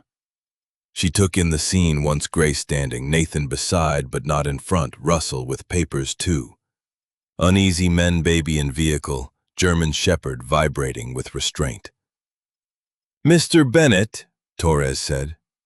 Russell's smile returned too fast. Deputy, I am glad you came. This is a family matter and I am only trying to ensure my niece is safe. Torres walked closer, boots crunching. Family matters with disputed custody are handled by court order. Do you have an order signed by a judge granting you custody or authorizing removal of the child? I have filed emergency papers. That is not what I asked. Russell's fingers pressed into the folder. The court is aware of my concerns. Do you have an order? Silence. Snow ticked against Nathan's coat. Ranger's low growl slipped from the Bronco again. Nathan gave a quiet command without turning. Easy. The dog stopped at once, though the effort seemed personally offensive to him. Russell adjusted his scarf. Grace has been emotionally unstable since my brother died. Torres looked at Grace. Ms. Miller has already made a report. Her counsel is identified. If you have concerns, you may file them in Ada County or through the appropriate jurisdiction. You may not come onto private property and demand a child without enforceable paperwork. Private property? Russell looked at Nathan with sudden interest. So this is your house? And you are what to her exactly? There it was, the hook. Nathan felt it pass in front of him and did not bite. Property owner, he said. Witness, person who called law enforcement instead of arguing in a driveway. Torres's mouth did not move, but her eyes acknowledged the phrasing. Russell tried another angle. A former military man harboring a vulnerable woman and infant. That will read strangely in court. Nathan's hands remained loose at his sides. The old him, or rather the younger him, might have stepped forward not to strike, but to let his body become the answer. Age, grief training, and 3 sleepless nights had taught him something better. Then write it accurately, he said. A woman and infant were found in a winter storm and brought indoors. A deputy was notified. A nurse checked the child. Counsel was contacted. Documents were copied. That is what happened. Grace looked at him briefly. Not with gratitude, exactly. With steadiness borrowed and returned. Russell saw the glance and disliked it. Grace, he said, softening again, Ben would be ashamed to see you standing with strangers against his family. Grace's face changed. The cold did not do it. The sentence did. Nathan felt Evelyn's absence like a missing railing. Ranger stood in the Bronco. Lily made a small sound, waking. Grace turned toward the car and then back. When she spoke, her voice was lower. Ben knew the difference between family and ownership. You do too. Russell's eyes flickered. You are tired. Yes, I am tired. I was tired when I buried my husband. I was tired when you asked me to sign papers I had not read. I was tired when you told my landlord I might be unsafe. I was tired when I walked through snow with my daughter because you had made every warm place feel like it belonged to you. She took another breath. But I am not confused. Lily began to fuss. Nathan looked at Torres. She nodded and he opened the Bronco door to unbuckle the baby, keeping movements slow. He handed Lily to Grace. The baby tucked her face into her mother's shoulder, then lifted her head to stare at Russell. The absurd seriousness of it broke something in the tension. One of the men with Russell coughed and looked away. Grace held Lily where everyone could see the child's warm, hat-dry blanket and irritated good health. "This is my daughter," Grace said. "Her name is Lily Miller. She is not a claim. She is not a bargaining piece. She is not Ben's memory for you to manage. If you care about her, you will stop frightening her mother and use the court like everyone else." Deputy Torres stepped slightly closer to Russell. "You have been told. Leave the property. Any further contact should go through Ms. Miller's counsel unless a court orders otherwise. If you return here without invitation or valid legal authority, it will be documented." Russell's smile was gone now. Without it, his face looked smaller. "This is not over." "Most paperwork isn't," Torres said, "but this conversation is." For a moment, nobody moved. Snow gathered on Russell's dark sleeves. Nathan heard the lake shifting somewhere beyond the trees, a low sound under ice. Then the first man behind Russell stepped toward the SUV. "Russ," he muttered, "come on." Russell shot him a look, but the spell had weakened. Authority, Nathan knew, depended on people agreeing to keep imagining it after evidence failed. Russell had arrived with paper, 2 witnesses, a polished story, and the hope that Grace would shrink. She had not. He turned and walked back to the SUV. The 2 men followed with obvious relief. As Russell opened the driver's door, he looked once more at Grace, then at Nathan. "A judge will hear about this." Grace lifted her chin. "Good. I will be there."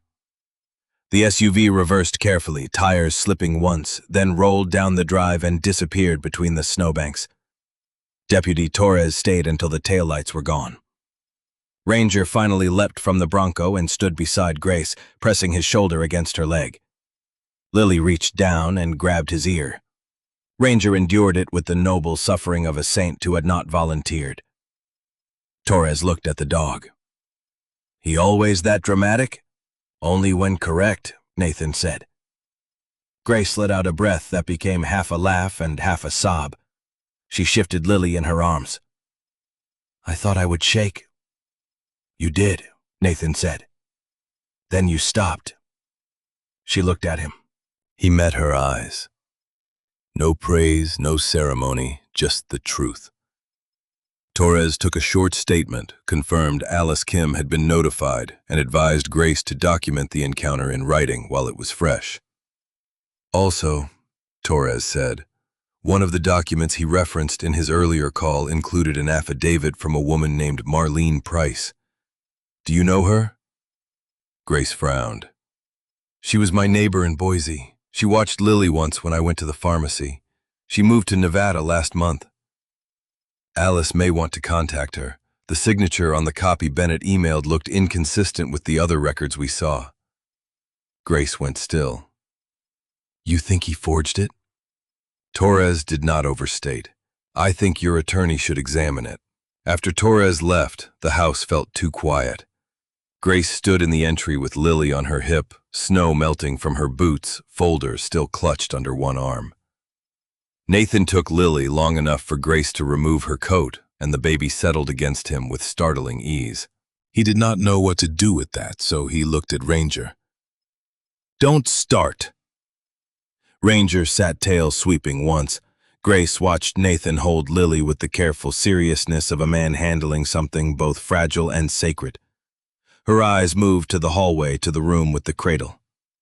Again, she did not ask. That restraint had become a kind of conversation. "You didn't stand in front of me," she said. "You told me not to." Most people hear that and do it anyway. Most people are poorly trained. She smiled faintly, then lowered herself into a kitchen chair as if her knees had received permission to admit the last 20 minutes happened. Nathan handed Lily back because the child reached for her mother, then put water on for coffee. Ranger went to the cabinet and tugged it open. "No," Nathan said. Ranger ignored him and produced a towel, which he carried to Grace. She pressed it to her eyes. This time she cried quietly, not because Russell had won anything, but because he had not. And sometimes relief shakes the body harder than fear. Nathan stood at the stove with his back half turned, giving her as much privacy as a kitchen allowed. He wanted to tell her she had been brave. He did not. Brave was a word people used after danger, as if it cleaned up the cost. Instead, he said, "Alice will want that affidavit." Grace lowered the towel. "I know. We can call Owen, scan her again. He'll think we are becoming regular customers. He could use the business." That earned him a watery laugh. Evening settled over the house slowly. Evelyn came by after Torres called her, which she claimed was not evidence that she was monitoring everyone, only that phones existed for a reason. She brought stew bread and an expression that became very still when Grace told her what Russell had said about Ben. "Men like that count on grief making women polite," Evelyn said. "You disappointed him beautifully." Owen arrived 20 minutes later with a portable scanner, avoiding his mother's eyes, until she handed him a bowl of stew, and he took it without protest. The four adults sat around Nathan's kitchen table while Lily slept in her seat and Ranger monitored the stew for security risks. Alice called at 8. She had already contacted Marlene Price in Nevada, who denied signing any affidavit about Grace's fitness. Alice's voice turned colder than the Idaho night. "That changes things," she said. "Forgery allegations make judges less patient with concerned relatives." Grace closed her eyes. Nathan saw her shoulders loosen, then tense again, because the fight was not finished. Alice continued. "The temporary hearing has been moved up. Boise Courthouse, 2 days from now. We ask for confirmation of your custodial rights, a protective order limiting contact and referral of the affidavit issue." Grace looked at Lily. 2 days. "I will be there," Alice said. Evelyn reached across the table and touched Grace's wrist. "So will we." "In whatever way the law allows." Owen nodded once. Nathan said nothing until Grace looked at him. Then he held her gaze. "I'll drive." Outside, snow kept falling, covering the tire tracks Russell had left. By morning, they would be gone from sight. Not from the record, not from Grace's memory, but from the driveway. At least the storm would make a clean surface again. Nathan did not mistake that for peace. He knew better. Some battles were quiet until court opened at 9. The house did not sleep much after Russell left. It rested in pieces the way people rest when tomorrow has teeth. Grace put Lily down in the guest room, then returned to the kitchen with the baby monitor in one hand and the folder in the other, as if one held the present and one held the argument for keeping it. Nathan had started a fresh pot of coffee, even though it was nearly 10 at night. Evelyn sat at the table, glasses low on her nose, reviewing the timeline with a retired nurse's tolerance for details and a widow's private fury at men who used mourning as leverage. Owen had unfolded the portable scanner on the far counter and was coaxing Nathan's old laptop into cooperation. Ranger lay beneath Lily's monitor, head on his paws, ears lifting whenever the small speaker crackled. Outside, the storm had softened into fine snow, but the wind still pressed at the windows, testing seams. Grace watched the laptop screen flicker. "I hate that this is becoming everyone's problem." Evelyn did not look up.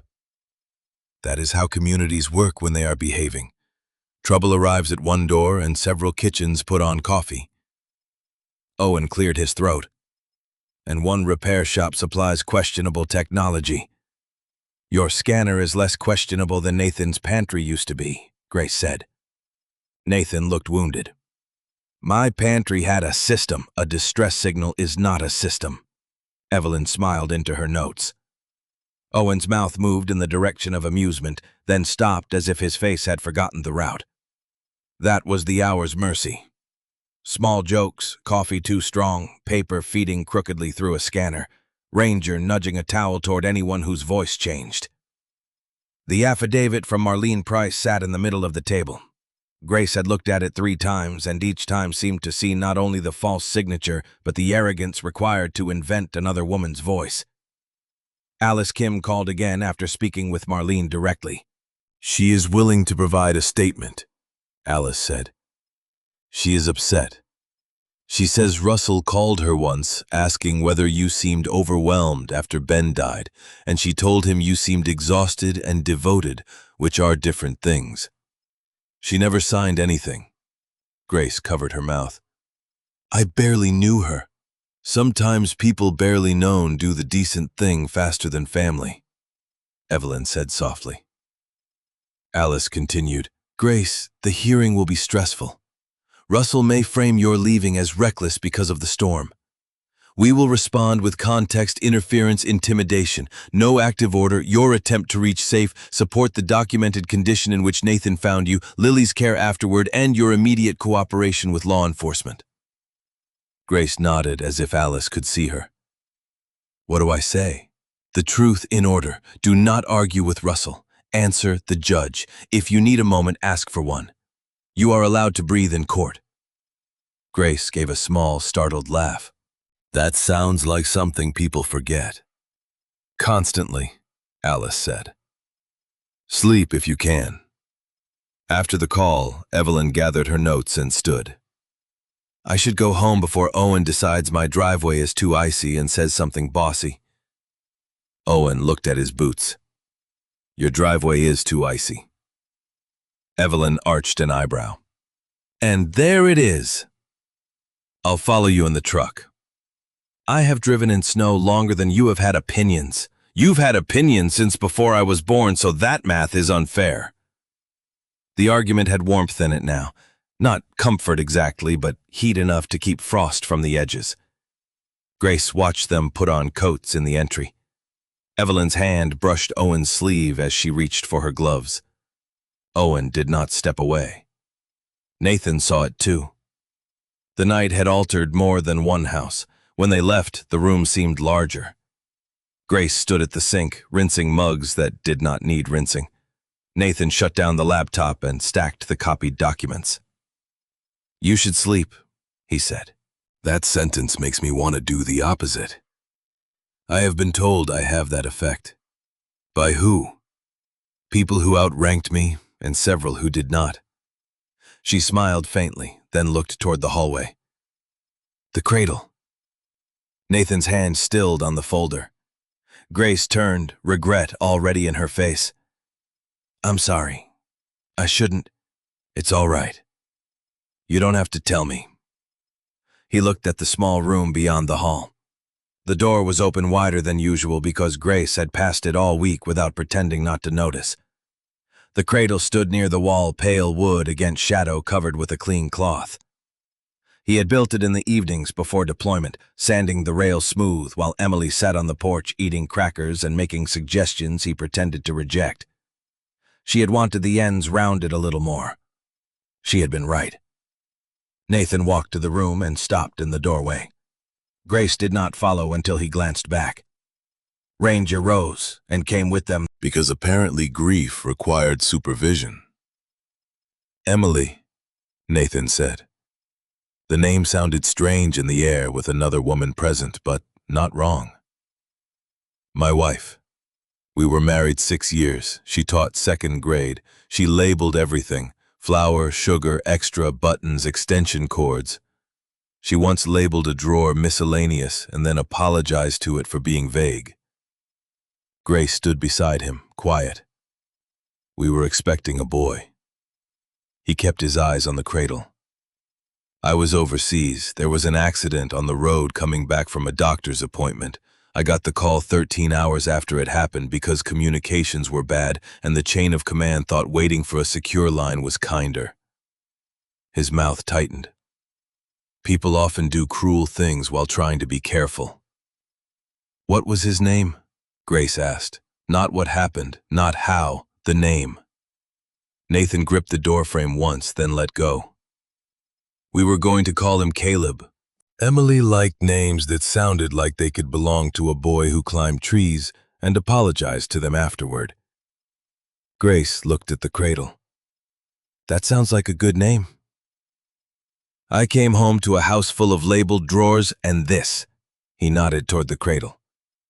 My father helped me cut the wood before he died. I kept thinking I should put it away. Then not putting it away became a decision. Then the decision became a habit. Then the habit became furniture. Ranger pushed his nose against Nathan's hand. Nathan looked down. And apparently the dog had opinions about that too. Grace did not offer a speech about moving on. She did not tell him Emily would want him happy. People loved that sentence because it sounded merciful and asked very little of the speaker. Grace only said, "You kept it clean. Every Friday." That is not giving up. The words came quietly. Nathan did not answer because something in his throat had closed. Grace stepped closer to the cradle, still not touching it. Lily is rolling more. She almost came off the quilt this afternoon. He looked at her. The house made a small, settling sound in the cold. She could sleep here, Grace said, if you want. Not because it fixes anything, just because it is built well, and she is determined to launch herself off beds. A breath left him. It felt like it had waited years. Grace, you can say no. He almost did. Not because he wanted to refuse, but because yes opened a door he had kept locked for reasons that once made sense. Ranger unhelpfully went to the lower cabinet in the hall, found no towel, and returned with one of Nathan's wool socks instead. Grace looked down. Nathan looked down. The moment cracked just enough for air. He panicked, Nathan said. Grace laughed softly. He took the cloth from the cradle and folded it. His hands did shake then, not much, enough that Grace saw and chose not to mention it. He brought a small fitted sheet from the linen closet, one Emily had washed before everything ended, and together they made the cradle ready. Grace's movements were careful but not ceremonial. That helped. Ceremony would have been unbearable. Practicality saved them. Sheet tucked, small blanket folded, cradle pulled slightly away from the wall. Lily, still asleep in the guest room, made a sound through the monitor, then settled. Nathan stood over the cradle when they finished. He did not feel healed. That would have been too simple, almost insulting. He felt opened, which was not the same, and maybe more frightening.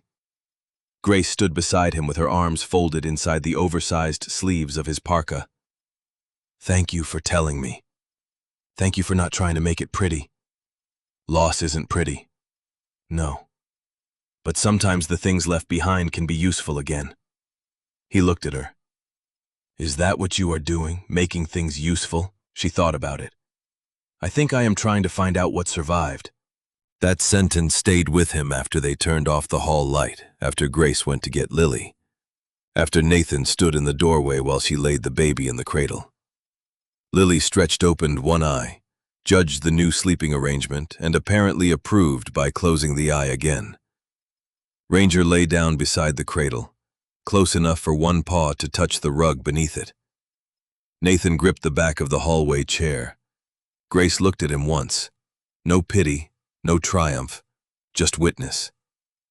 Later, when the house went quiet, Nathan sat at the kitchen table with the hearing folder in front of him and Grace across from him, both too awake to sleep. They talked about court in practical terms because feelings had been given enough room for one night.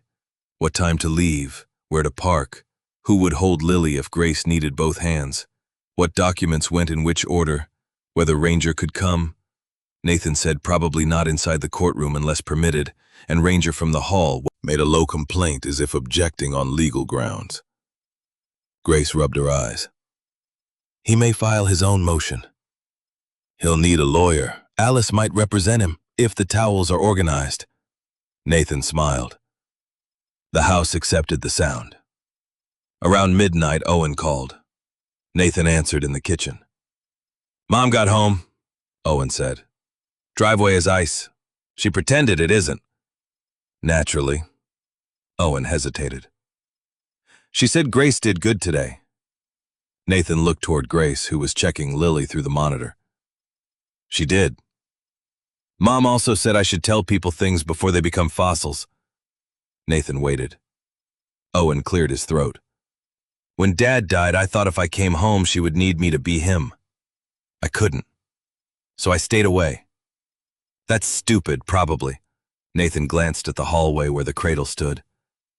Grief makes people bad at maps, he said, borrowing Owen's own line. Owen was quiet. Yeah. Come by tomorrow morning. We'll need the truck behind us in case the road turns. I was planning to. Good. Owen hung up without goodbye. Nathan set the receiver down. Grace watched him. He is trying. So is Evelyn. Trying looks awkward on almost everyone, Grace said. Maybe that's how you know it's real. Nathan sat back down. The stove clicked as the fire settled. Snow whispered against the glass. In the room down the hall, Lily slept in the cradle that had waited through 3 years of silence, and Ranger kept watch as if he had always known this was part of the mission. Nathan looked at Grace across the table. He wanted to tell her that if Russell had never come, if no court waited, if danger packed its bags and left, he would still want her voice in the morning and Lily's socks by the stove. The words rose, then stopped. Not because they were untrue, because truth spoken too soon could ask too much from someone still fighting to keep her child. He folded the top page of the court folder into place. We leave at 6:30. Grace nodded. 6:30. She stood to check Lily once more, then paused beside the hallway, looking at the cradle. Nathan. Yes. Caleb is a beautiful name. Then she went down the hall before he could answer. Nathan remained at the table while the fire burned low, feeling the name move through the house without breaking anything. The road to Boise was clear enough to drive, and bad enough to keep everyone honest. Dawn came thin and colorless over the snowfields, turning the highway into a long gray ribbon between dark pines and white shoulders. Nathan drove the Bronco with the court folder in a waterproof case behind his seat chains, in the back thermos in the cup holder, and Ranger at home under protest because the courthouse rules had been unromantic about retired military dogs. Evelyn rode with Owen in his truck, behind them headlights steady in the mirror, an arrangement Owen described as convoy support and Evelyn described as my son being dramatic before breakfast. Grace sat in the passenger seat with Lily asleep in the back, her tiny hat pulled low, pink socks visible above the blanket. Grace had dressed carefully in dark jeans, a clean sweater, and a simple navy coat Evelyn had lent her. She looked young and tired and composed, which Nathan thought was probably the most honest combination a person could bring to court. I keep thinking I should feel ready, she said somewhere south of Cascade. Ready is overrated. That sounds like something printed on a gym wall. I apologize. Don't. It helped a little. The Bronco's heater clicked. Snow gusted across the road in low snakes. Nathan changed lanes to avoid a slick patch and kept his voice easy. Ready is what people say afterward when they survived. Beforehand, it usually feels like needing coffee and not trusting your knees. Grace looked at him. Were you ever scared before missions? Yes. Did you tell people? Not in those words. What words? He thought about it. I would check my gear twice and make jokes that were not as funny as I believed. So exactly like now. Nathan glanced at her, and she smiled with one side of her mouth. Lily made a small sound in her sleep. Grace turned to check her. The movement was automatic, tender, and exact. Nathan faced the road and let himself feel the ache of wanting that motion in his life for reasons not connected to emergency. The courthouse in Boise was not grand in the way television made courthouses grand. It was beige, busy, full of people holding folders and coats with wet mats near the entrance, and security officers who looked like they had already heard every excuse that morning. Alice Kim met them near the family court hallway. She was shorter than Nathan expected, wearing a black coat, low heels, and an expression that made wasted time reconsider its choices. She shook Grace's hand with both of hers. "You made it." "Yes." "Good. Breathe. You are allowed to speak only when asked. You are allowed to ask for water. You are allowed to not look at him unless you choose to." Grace nodded. Nathan appreciated Alice more with every sentence. Russell arrived 15 minutes later in a navy suit, carrying a leather folder and the same soft concern he had worn in the driveway. His wife was not with him. One of the men from the driveway stood near the wall, looking increasingly as if he had accepted the wrong invitation. Russell saw Grace, then Nathan, then Evelyn and Owen. His eyes narrowed briefly before the smile returned. "Grace," he said, "I had hoped we could avoid all this." Grace looked at Alice. Alice said, "Mr. Bennett, all communication should come through counsel." Russell's smile sharpened. "Of course." He walked away. Grace exhaled slowly. Evelyn leaned toward her. "Good start." He spoke and nobody evaporated. Owen muttered, "Mom." "What useful data." The hearing room was smaller than Grace imagined. That helped and did not. The judge, a woman with silver hair and reading glasses low on her nose, entered without drama. Everyone stood. Everyone sat. The matter was called. Alice rose and presented the issue clearly. Grace Miller, biological mother of Lily Miller, widow of Ben Miller, responding to Russell Bennett's emergency petition for guardianship and request for temporary custody. There was no existing custody order, no finding of unfitness, and no lawful basis for removal. Russell's attorney, a man who looked competent and faintly tired of his client, argued that Grace had left Boise unexpectedly, traveled during dangerous weather, and placed Lily at risk by staying with a man she did not know. Alice did not interrupt. Grace held Lily in her lap and kept one hand on the baby's back. Nathan sat behind her, close enough that she knew he was there, far enough that no one could claim he was directing her. The judge asked Grace to testify. Alice led her gently. Grace gave her name, Lily's age, Ben's death date, and the sequence of events. Her voice shook only once when she described signing the first bill authorization after the funeral. The judge asked if she had left Boise to evade a court order. "No, Your Honor. There was no order. I left because Mr. Bennett was contacting my landlord and Lily's daycare and telling people I was unstable. I was afraid he would use confusion to take her before anyone checked the facts." "Why travel in winter weather?" Grace swallowed.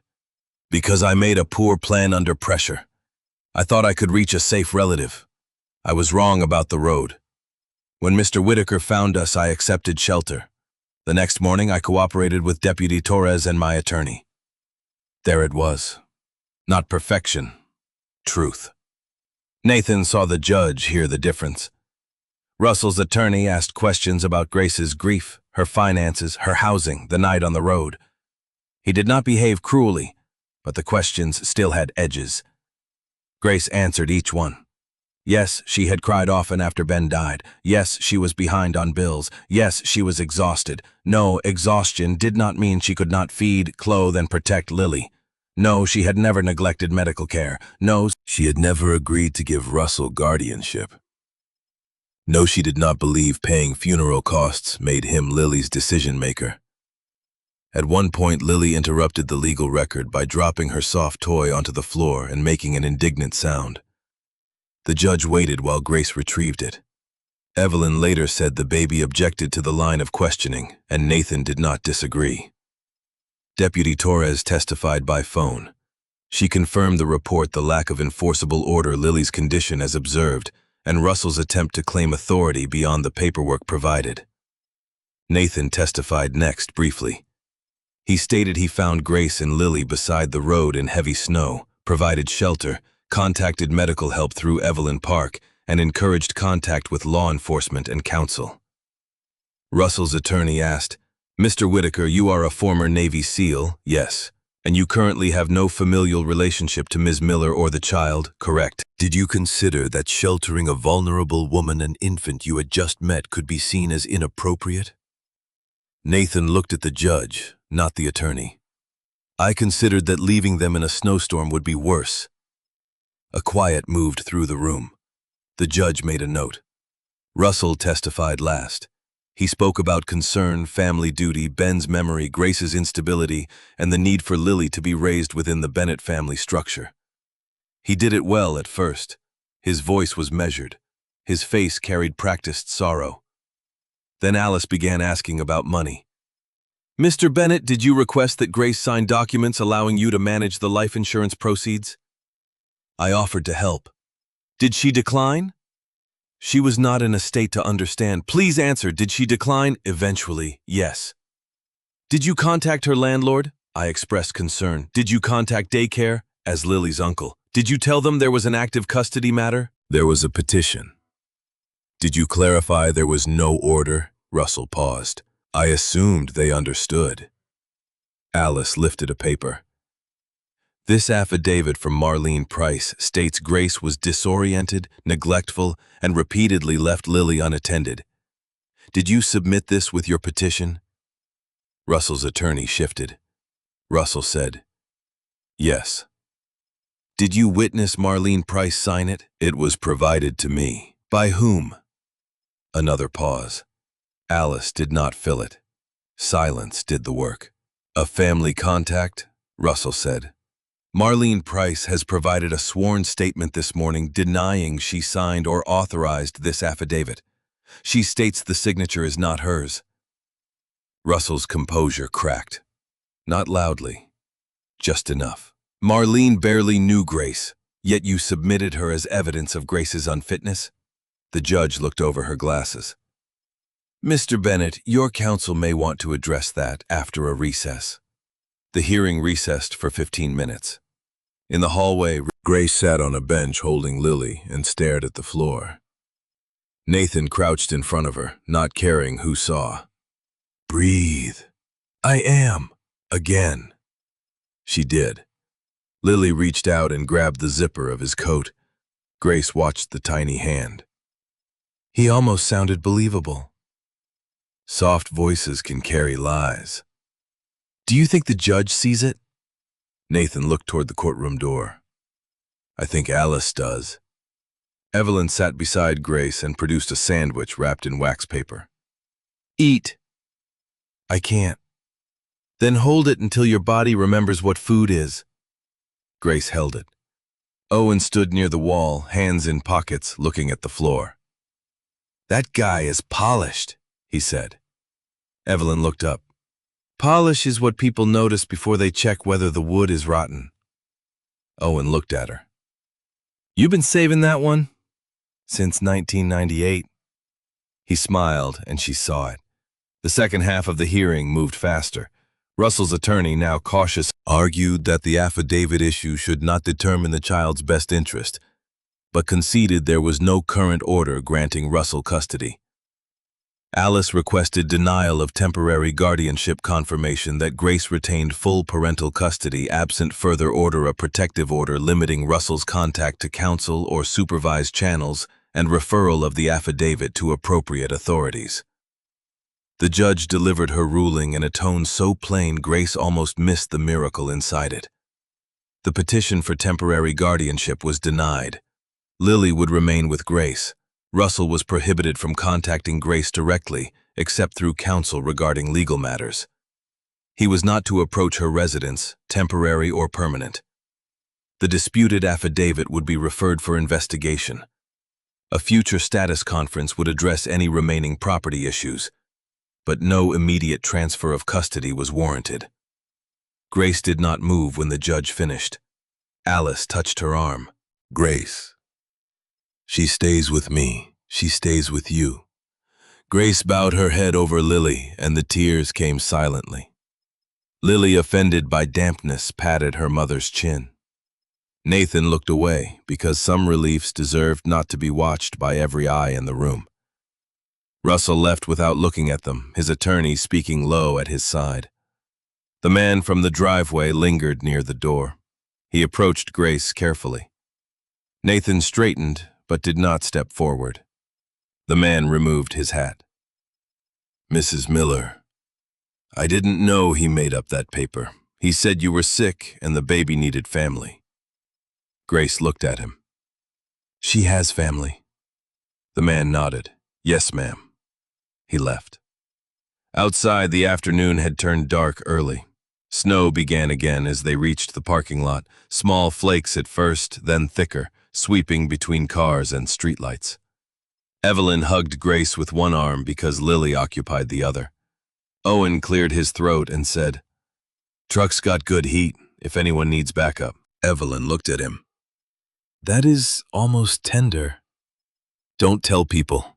Nathan loaded the folder into the Bronco. Grace stood beside him, Lily against her shoulder. "Thank you for not making yourself the story in there." "It wasn't my story." "You were in it." He looked at her.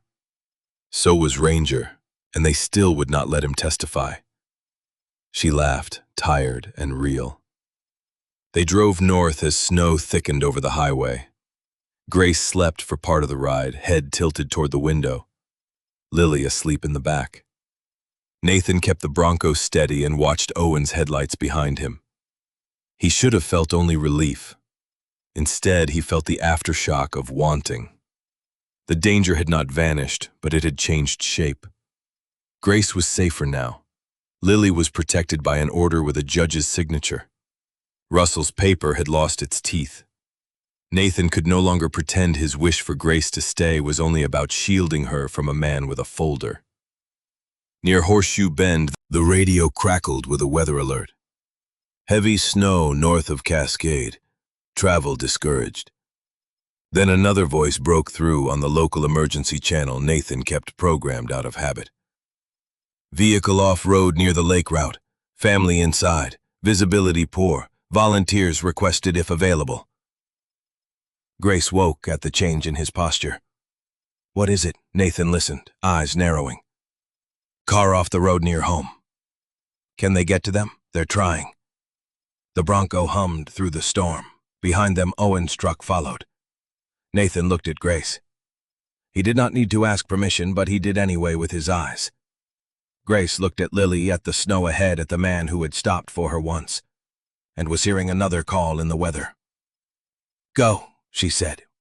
"We'll be here when you get back." The words entered him quietly and took hold. Nathan reached for the radio. "This is Whitaker. I'm 10 miles out with tow gear. Park is behind me with a truck. Give me location." The storm closed around the road, and the day that had begun in court turned toward another kind of rescue. The rescue call came through the radio in clipped pieces, half swallowed by static and weather. A family vehicle had slid off the lake road near a curve where wind drove snow across the pavement faster than plows could clear it.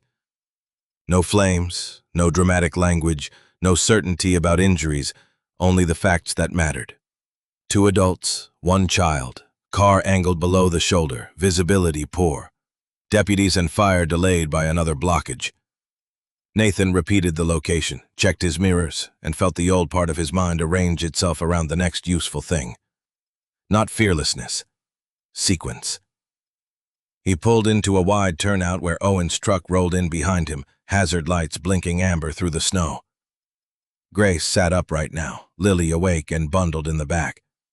The baby's eyes moved between adults as if unimpressed by the sudden seriousness. "You should take the Bronco home," Nathan said to Grace. "Owen and I can go." Grace looked toward the road ahead, then at the radio, then at Lily. "Is home past the accident?" "Yes." "Then we go to Evelyn's first, or we help from here." Nathan almost argued. He was good at arguing when safety was involved. Grace raised one eyebrow. It stopped him. "I am not climbing into a ditch with a baby," she said. "I am also not driving past people in a storm when there is a radio, blankets, and coffee in this vehicle." Owen approached the driver's window, snow already covering his hat. Nathan rolled it down. "Most 5 minutes behind us," Owen said. "She heard the call. Told me not to be heroic, which is rich from a woman driving toward a storm with sandwiches. We need a warm staging point off the road," Nathan said. Owen looked at Grace, then Lily. "My shop trailer is at the marina lot, half a mile back. Generator, heater, space for the baby. Mom has keys because Mom has keys to everything by methods I don't ask about." Grace nodded. "Take us there. Then you go." Nathan hesitated only long enough to look at Lily. She sneezed. Ranger was not in the Bronco, and for 1 second, Nathan missed the dog's rude certainty with an ache. They convoyed to the marina lot where Evelyn appeared out of the snow in her Subaru like a rumor with headlights. She opened the trailer, turned on the heater, and took Lily from Grace with practiced arms. "You," she told Grace, "are on radio and dry blanket management. You are allowed to worry, but keep your hands busy so worry does not start giving orders." Grace accepted this immediately. It was the kind of command she understood. Nathan left the Bronco with Grace, took the tow bag, first aid kit, headlamp, and extra gloves, then climbed into Owen's truck because it had a better winch mount. Owen drove while Nathan worked the radio. The accident site lay just beyond a bend where the road dipped near the lake. Snow streamed sideways over the asphalt, erasing tire tracks almost as soon as they formed. A deputy's vehicle was parked uphill with lights dimmed to avoid blinding drivers. A volunteer firefighter waved them in. The car was visible below the shoulder, nose down, but stable against a stand of small pines. Nathan took in the scene without letting imagination decorate it. The family was conscious, cold, frightened. The child was crying, which in that moment was a useful sound because it meant air and awareness. Nathan spoke to the deputy, confirmed no fuel concerns were evident, no immediate fire risk, and no need for anyone to rush in blindly. Safe for YouTube, safe for real life, he thought without the phrase, because panic loved spectacle and rescue loved boring steps done correctly. Owen anchored the truck. Nathan and another volunteer descended carefully with a rope line, boots punching through crusted snow. He kept his voice steady as he approached the car. "My name is Nathan. Help is here. We are going to move slowly." The mother inside nodded through the frosted window, eyes wide. The father had one arm around the child, a boy of maybe 6 who had gone quiet at the sight of Nathan's headlamp. Nathan did not describe danger, he described tasks. "Keep him warm. Turn your face toward me. Good. We are going to open the door on this side when I say." It took time. Everything worthwhile in bad weather took time. A firefighter stabilized the door. Owen adjusted the winch line from above. The deputy managed traffic with flares placed far enough back to warn without turning the road into a spectacle. Nathan guided the mother out first, then the child, then the father. Each movement slow, each instruction simple. No one needed a grand gesture. They needed hands, blankets, traction, and people who did not make fear louder. The boy slipped once on the slope, not far, but enough to freeze. Nathan crouched in front of him. "What's your name?" "Mason." "Mason, I need you to look at my glove." Nathan held up one hand. "See that tear near the thumb?" Mason nodded, crying silently now. "That is because my dog stole it and blamed a chair. I need you to tell him later that I know the truth." The boy blinked. "Your dog lies?" "Only about gloves and breakfast." Mason took one step, then another. Owen reached down from above and helped pull him onto the shoulder. Evelyn's voice crackled through Nathan's handheld radio from the trailer. "Status? Family out, cold alert, bringing them to staging. Grace has blankets warmed and coffee that may legally count as medicine."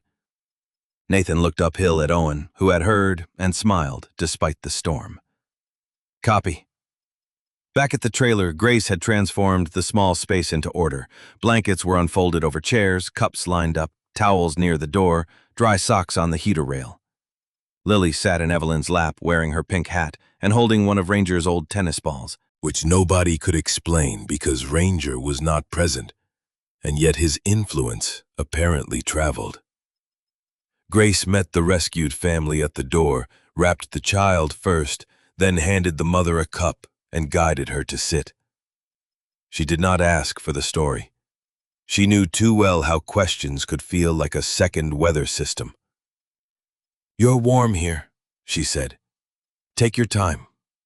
Nathan stood just inside, snow melting from his coat, and watched Grace do what she had done in his kitchen, make a frightening space usable. Owen came in behind him, shaking snow from his sleeves. His right hand had a shallow scrape and swelling at the knuckles from working the line in the cold, not serious, but enough for Evelyn's eyes to narrow. "Sit," she said. "I'm fine. Every man in this county is fine until he falls over on my floor. Sit." Owen sat. Evelyn cleaned and wrapped his hand with efficient gentleness. He did not pull away. Grace noticed. Nathan noticed Grace noticing. The rescued boy, Mason, Wrapped in 2 blankets, looked at Nathan over a cup of cocoa. "Can I meet the dog who lies when the road's better?" Nathan said. "His name is Ranger. "Is he a police dog?" Retired military." Mason considered this. "Does he get a pension?" Owen coughed into his sleeve. Evelyn smiled. Nathan said, "Mostly towels." The boy accepted this as reasonable. It was almost midnight by the time everyone was transferred safely to town. Reports were taken and the vehicles were accounted for. The details would become paperwork later. For now, they were tired bodies, warm hands, and the fragile relief of no terrible outcome. Nathan drove back to the house with Grace and Lily, while Owen followed Evelyn home to make sure her driveway, in his words, did not commit treason. The lake road was quieter now, snow easing, plows catching up.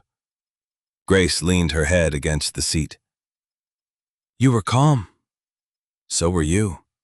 "I had towels." "That is an advantage." "And coffee." "Also tactical." She turned her face toward him. The dashboard lights softened the lines of exhaustion around her eyes. "You didn't make it dramatic." It was dramatic enough without help. Russell would have told that story differently. He would have made himself the center of it by the second sentence. Nathan kept the Bronco steady. Some people don't know how to help unless someone is watching. Grace looked out at the snowbanks. And some people help like they are embarrassed to be caught doing it. That sounds pointed. It is. He smiled faintly. They reached the house after 1 a.m. Ranger met them at the door with an offended bark, then sniffed Nathan's coat, Grace's boots, Lily's blanket, and the air behind them for evidence of betrayal. Nathan crouched and let the dog press his head against his chest. "You would have liked Mason," he said. Ranger huffed. Grace carried Lily inside and stopped near the hallway. "She can sleep in the cradle again." Nathan looked at the small room. "Yes." The word came easier this time. Not easy, easier. Grace laid Lily down, and the baby settled with one hand open near her face. Ranger lay beside the cradle, as if returning to an interrupted shift. Nathan changed out of wet clothes, checked the stove, and found Grace in the kitchen making tea, because apparently the kitchen had accepted her authority. She had set out 2 mugs, his plain white one and Emily's blue enamel one. Nathan looked at the blue mug. Grace followed his gaze. "I can use another." "No." He sat. She poured tea. The smell was peppermint and honey soft against the lingering cold in his bones. For a while they said nothing. The house felt full, but not crowded. Snow ticked from the roof in slow drops. Ranger sighed down the hall. "I got something in the mail yesterday," Nathan said. The word surprised him by arriving. Grace looked up. "From who?" "Storage facility in California, old Navy stuff. I requested it months ago and forgot. There is a box I never opened after Emily died. They found it mixed in. Grace held her mug with both hands. Do you want to open it? No. She nodded. Do you need to? That was the question. Not want. Need. Nathan stared into the tea. There were things a man could carry for years because carrying them hurt less than setting them down. There were also things that became heavier simply because the arms had forgotten release was allowed. Maybe. Grace did not push. I can sit in the room if you do. Or not. Whichever makes it less awful. Less awful is a noble goal. Underappreciated. He almost laughed. The box sat in the mudroom, brown cardboard softened at one corner, his name written in black marker by a clerk who had not known what it contained. Nathan had walked past it 4 times since it arrived. Each time Ranger had sniffed it, looked at him, and judged him silently. Now, after court, after rescue, after watching Grace turn fear into order with warm blankets and coffee, the box felt less like a threat and more like a door he had grown tired of guarding. He stood. Grace did not. He appreciated that, too. He went to the mudroom, lifted the box, brought it to the table, and cut the tape with the small knife he carried out of habit. Inside were folded uniforms, a packet of photographs, a paperback Emily had mailed him during deployment, and a sealed envelope with his name in her handwriting. The sight of it made the room tilt. Nathan sat before his knees could decide otherwise. Grace remained across the table, quiet as snowfall. She wrote that before... He stopped. Grace finished nothing for him. Nathan picked up the envelope. His thumb traced the letters of his name. The paper had yellowed slightly at the edges. Emily's handwriting leaned right when she was tired. He remembered teasing her about it. He remembered her telling him all good letters should look like they were walking somewhere. He opened it slowly. The first line blurred before he could read it. He closed his eyes. Grace's hand moved across the table and stopped halfway, leaving the choice to him. Nathan took it. Her fingers were warm. The house held its breath. Then he began to read. Emily's letter did not contain any grand prophecy, which was part of what made it nearly unbearable. Nathan had feared it for years because he had imagined it asking something impossible of him.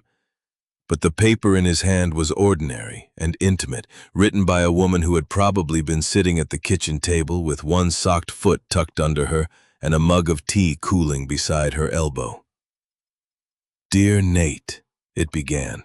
If this has been mailed instead of handed to you, I am either very dramatic or very forgetful. And since you married me, you know both are possible. Nathan stopped there because the sound that came from him was almost a laugh and almost not. Grace held his hand across the table without tightening her grip. The letter had been written before his final deployment, tucked into a care package that never reached him because he had transferred locations. Emily wrote about the nursery paint being too yellow until morning light touched it, about the neighbor's cat sleeping in the flower pot, about craving oranges in a month when decent oranges were apparently a national challenge. She wrote about fear, too, but not the fear Nathan expected. She was not afraid only for him. She was afraid of becoming a family in pieces, afraid the Navy would teach him to come home physically while leaving other parts of himself standing watch somewhere far away. Then came the sentence that stayed in the room long after he read it. Please do not make grief into a house and call it loyalty. Nathan read it once silently, then aloud, because Grace had earned the truth of the moment by not demanding it. His voice broke on loyalty. He pressed his hand to his eyes. Ranger, awakened by the change in the air, arrived with a towel, not a sock, not a stolen glove, a towel. He placed it on Nathan's knee and sat close. Grace laughed softly through tears of her own. He has been waiting his whole life for this assignment. Nathan took the towel and wiped his face because resisting the dog's ministry seemed both rude and pointless. Emily's letter ended gently. If something happens to me live, If something happens to you, I will be furious, so try not to. If we both grow old, remind me I wrote this when I complain about your boots by the door. If only one of us grows old, carry the other honestly, but keep walking. I love you. Come home with your whole heart if you can. If you cannot, bring what you have and we will look for the rest together. Nathan folded the letter carefully. The fire had burned low. The house was quiet except for Lily breathing through the monitor. Grace did not say Emily would want this or that. She did not reach for a blessing that was not hers to give. She only said, "She knew you." "Yes. She loved you without letting you hide." He looked at the folded page. That was her specialty. Ben used to leave notes on the milk carton when it was almost empty. Not because I didn't know. Because he liked drawing arrows with angry faces. Nathan looked up. Grace smiled at the memory, fragile but real. The last one said, "This milk has served honorably." I found it 2 days after he died and cried so hard I scared Lily. I'm sorry. I am too. But I kept the carton for a week, which was not hygienic or emotionally balanced. Nathan laughed, then fully and unexpectedly. Grace laughed with him. The sound moved through the kitchen, not erasing grief but proving it had neighbors.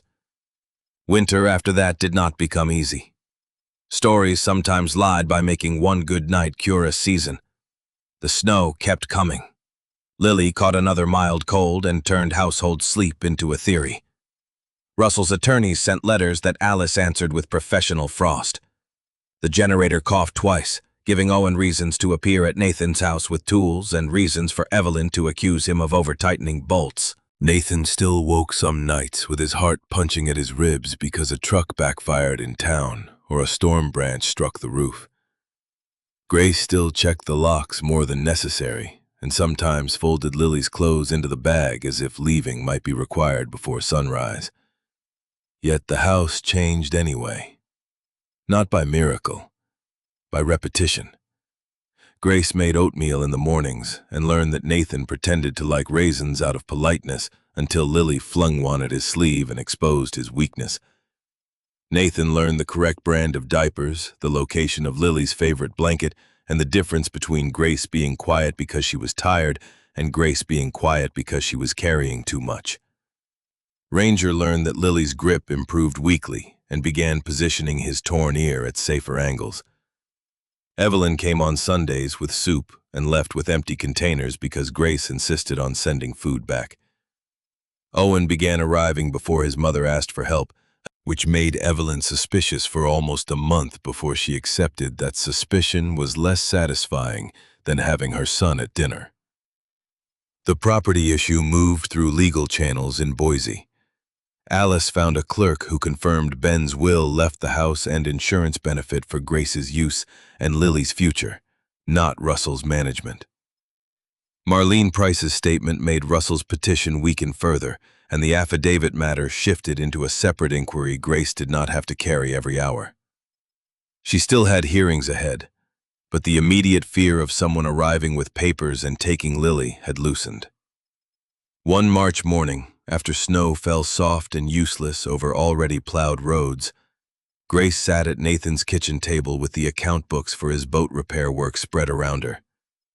Nathan came in from the shop, smelling of cold air and cedar shavings. He stopped when he saw the columns. "Should I be afraid of your bookkeeping? Yes. I meant in general. Also yes." Lily sat on a quilt nearby, propped by pillows, conducting an ambitious campaign against gravity. Ranger lay just beyond reach, which he had learned was safer than within reach, but close enough for moral support. Grace tapped a page with her pencil. "You undercharge people." "I charge enough." "You charge like money is embarrassed and you are trying not to make it worse. Some folks can't pay more. Some can. Charge them properly so you can keep helping the ones who can't." Nathan leaned against the doorframe. The advice was practical kind and inconvenient, which made it exactly Grace.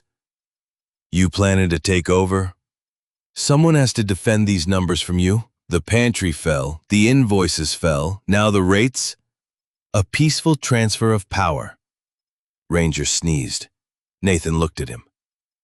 You support this? Ranger thumped his tail once. Betrayal continues. Grace's smile was easy that morning, or easier. It made Nathan want to touch her hair where sunlight caught it red near her temple. He did not. Not yet. Wanting required patience if it was going to become something worthy of her. In April, the lake began to change. Ice pulled back from the edges in dark sheets. Snow still held in the shade, but the roads cleared faster after each storm, and the pines dripped all afternoon.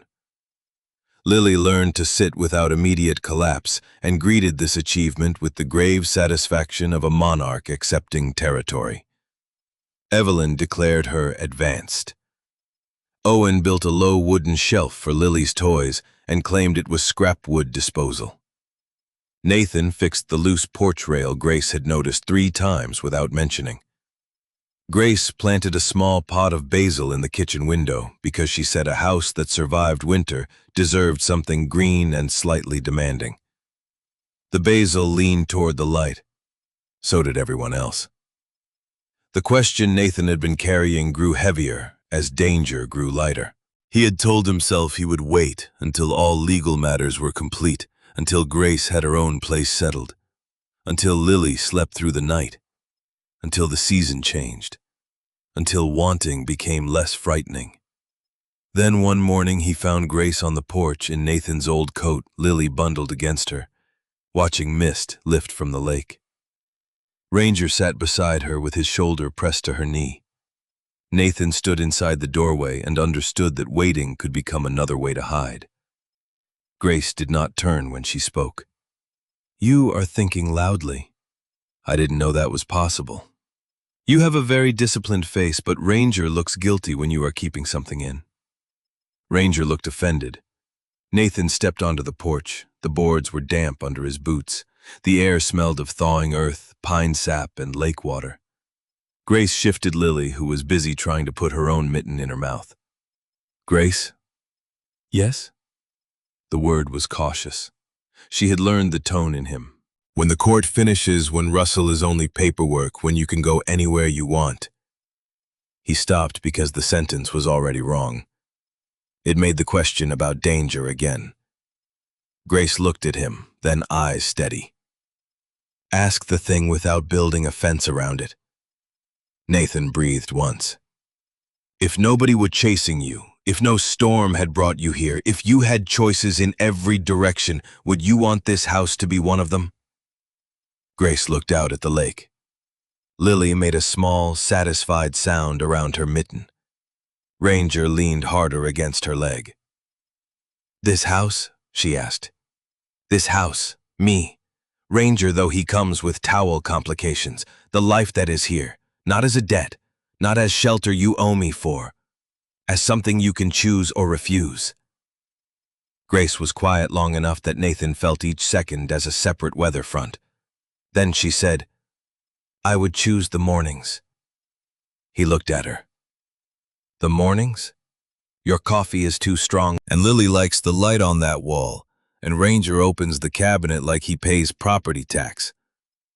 I would choose Evelyn coming over with soup she pretends is extra. I would choose Owen leaving tools on the porch because he thinks feelings can be repaired with socket wrenches. I would choose the blue mug if you keep letting me use it. I would choose you checking the road before breakfast and pretending it is only because of snow.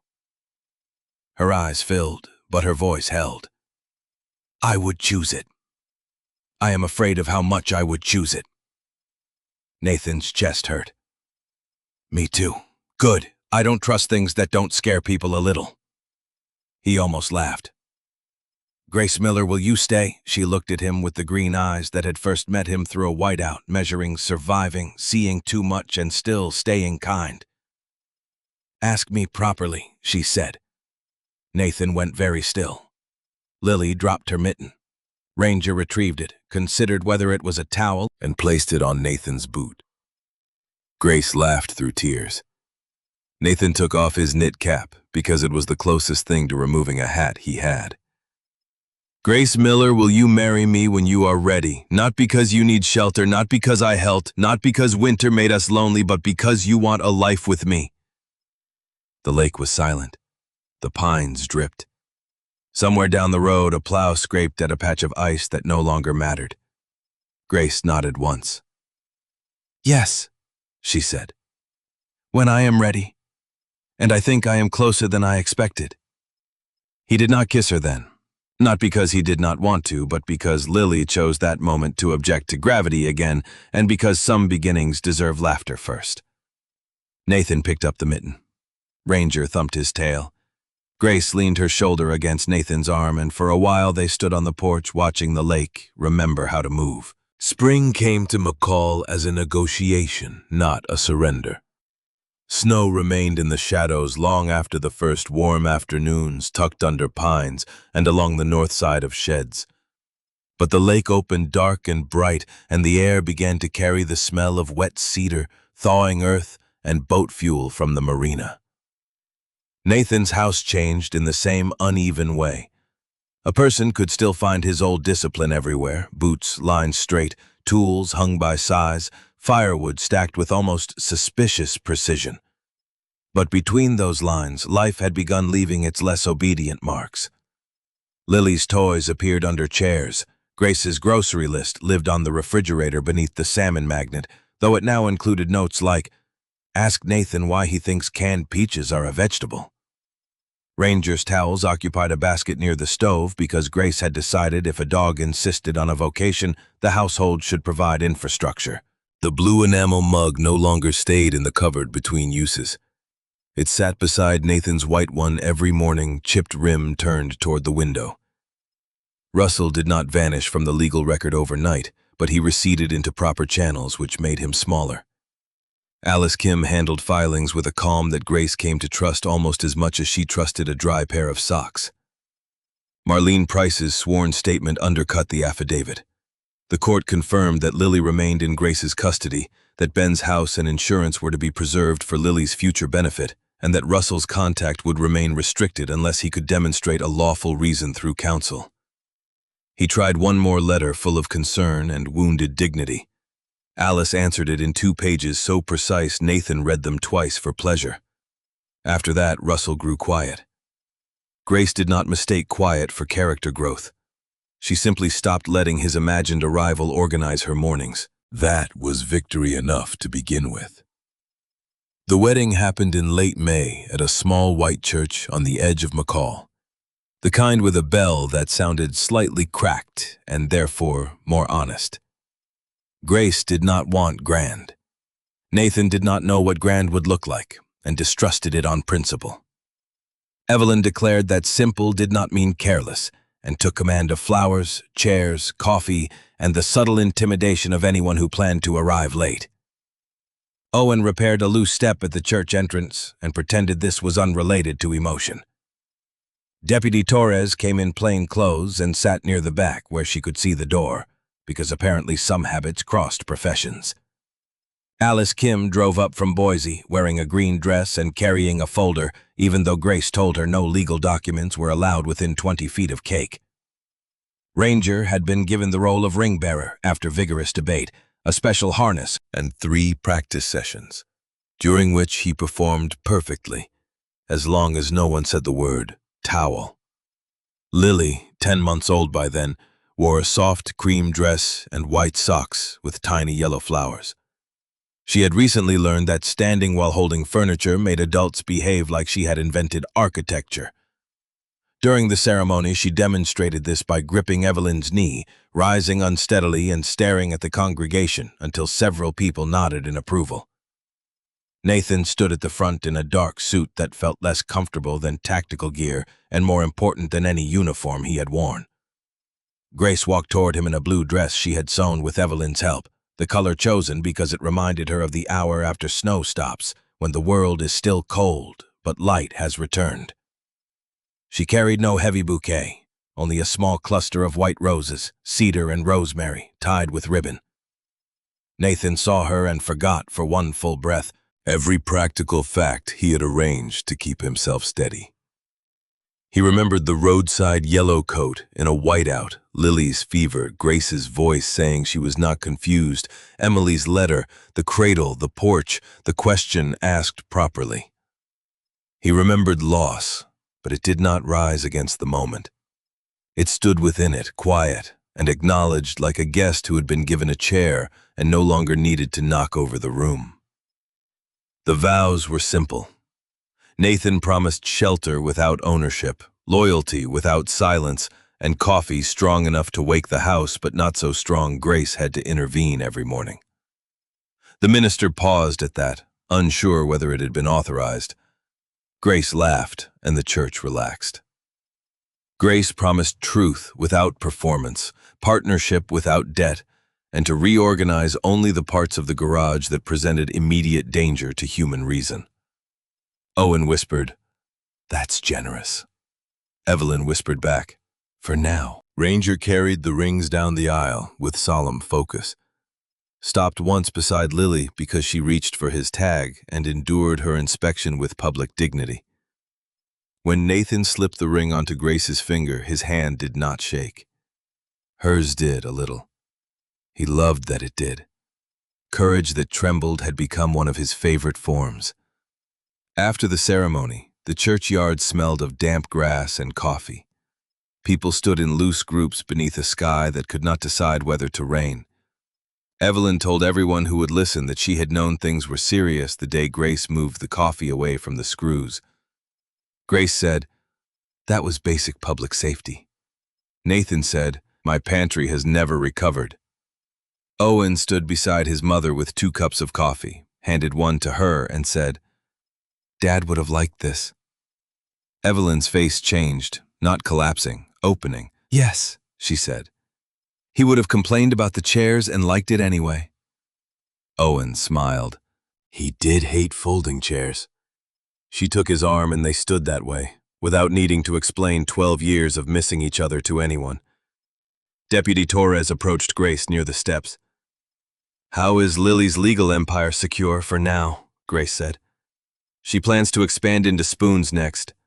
Torres looked at Lily, who was attempting to chew the edge of Nathan's boutonniere. Ambitious. Alice tucked her folder into her car before cake honoring the boundary. The months after the wedding did not become a painted ending. They became life which was better and less tidy. Lily learned to walk in the kitchen while holding Ranger's fur with one hand, an arrangement Ranger considered unfair but accepted as civic duty. She said "da" before mama, which Grace claimed was because Nathan bribed her with mashed banana, an allegation he denied without credibility. Nathan adjusted his work rates after Grace presented a chart so persuasive even he surrendered. The boat repair business steadied. On Tuesdays, Grace handled invoices at the kitchen table while Lily sorted wooden spoons into categories only she understood.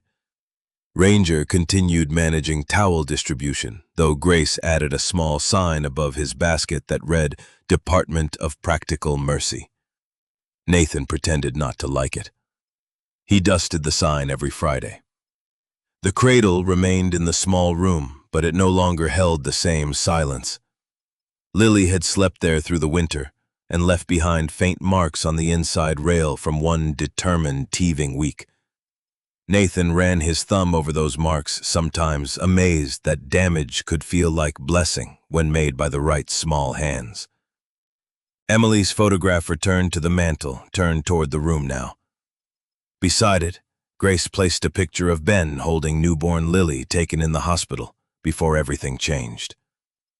Nathan had been afraid the 2 griefs would compete for space. They did not. The mantel became less like a shrine and more like a truthful shelf. People had loved them. People were gone. People remained. The house could hold all 3 facts without splitting. In October, the first snow of the new season arrived, gently, nothing like the whiteout that had brought Grace to the road. It fell after supper, while the stove burned low and Lily slept in her room, no longer feverish, no longer small enough to fit in the crook of fear the way she once had. Nathan sat in the chair by the fire with a book open on his lap, though he had not turned a page in 10 minutes. Grace sat at the table with account papers spread around her, pencil in hand, blue mug near her elbow. Ranger lay between them, one ear open to the room. Grace looked up. "Nathan?" "Yes?" She had a way of saying his name now that still made him set down whatever he was holding. She rested one hand lightly on her stomach. The gesture was quiet. So quiet that for a second his mind refused to move. Then it did, and the room became very still. Grace's eyes filled with warmth and nerves, and a question she did not need to ask directly. "If it is a boy," she said. Nathan stood slowly. The fire clicked, snow touched the window in soft taps. The cradle was visible down the hall, polished rail catching lamplight. He thought of Emily's letter. He thought of Caleb, the name that had once lived only in absence. He thought of Ben, who had loved Grace and Lily before Nathan knew their faces. He thought of the road, Ranger's paw striking glass, Grace asking only for a garage because she had not known she was allowed to ask for a home. "Caleb," he said. Grace's mouth trembled.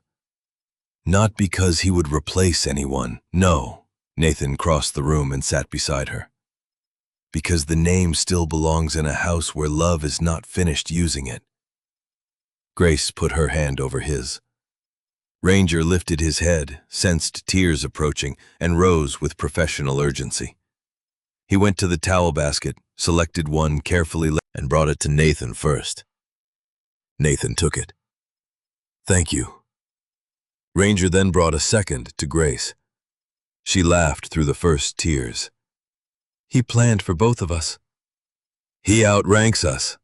Clearly." They sat together while snow gathered on the dark porch, and the old house accepted one more future.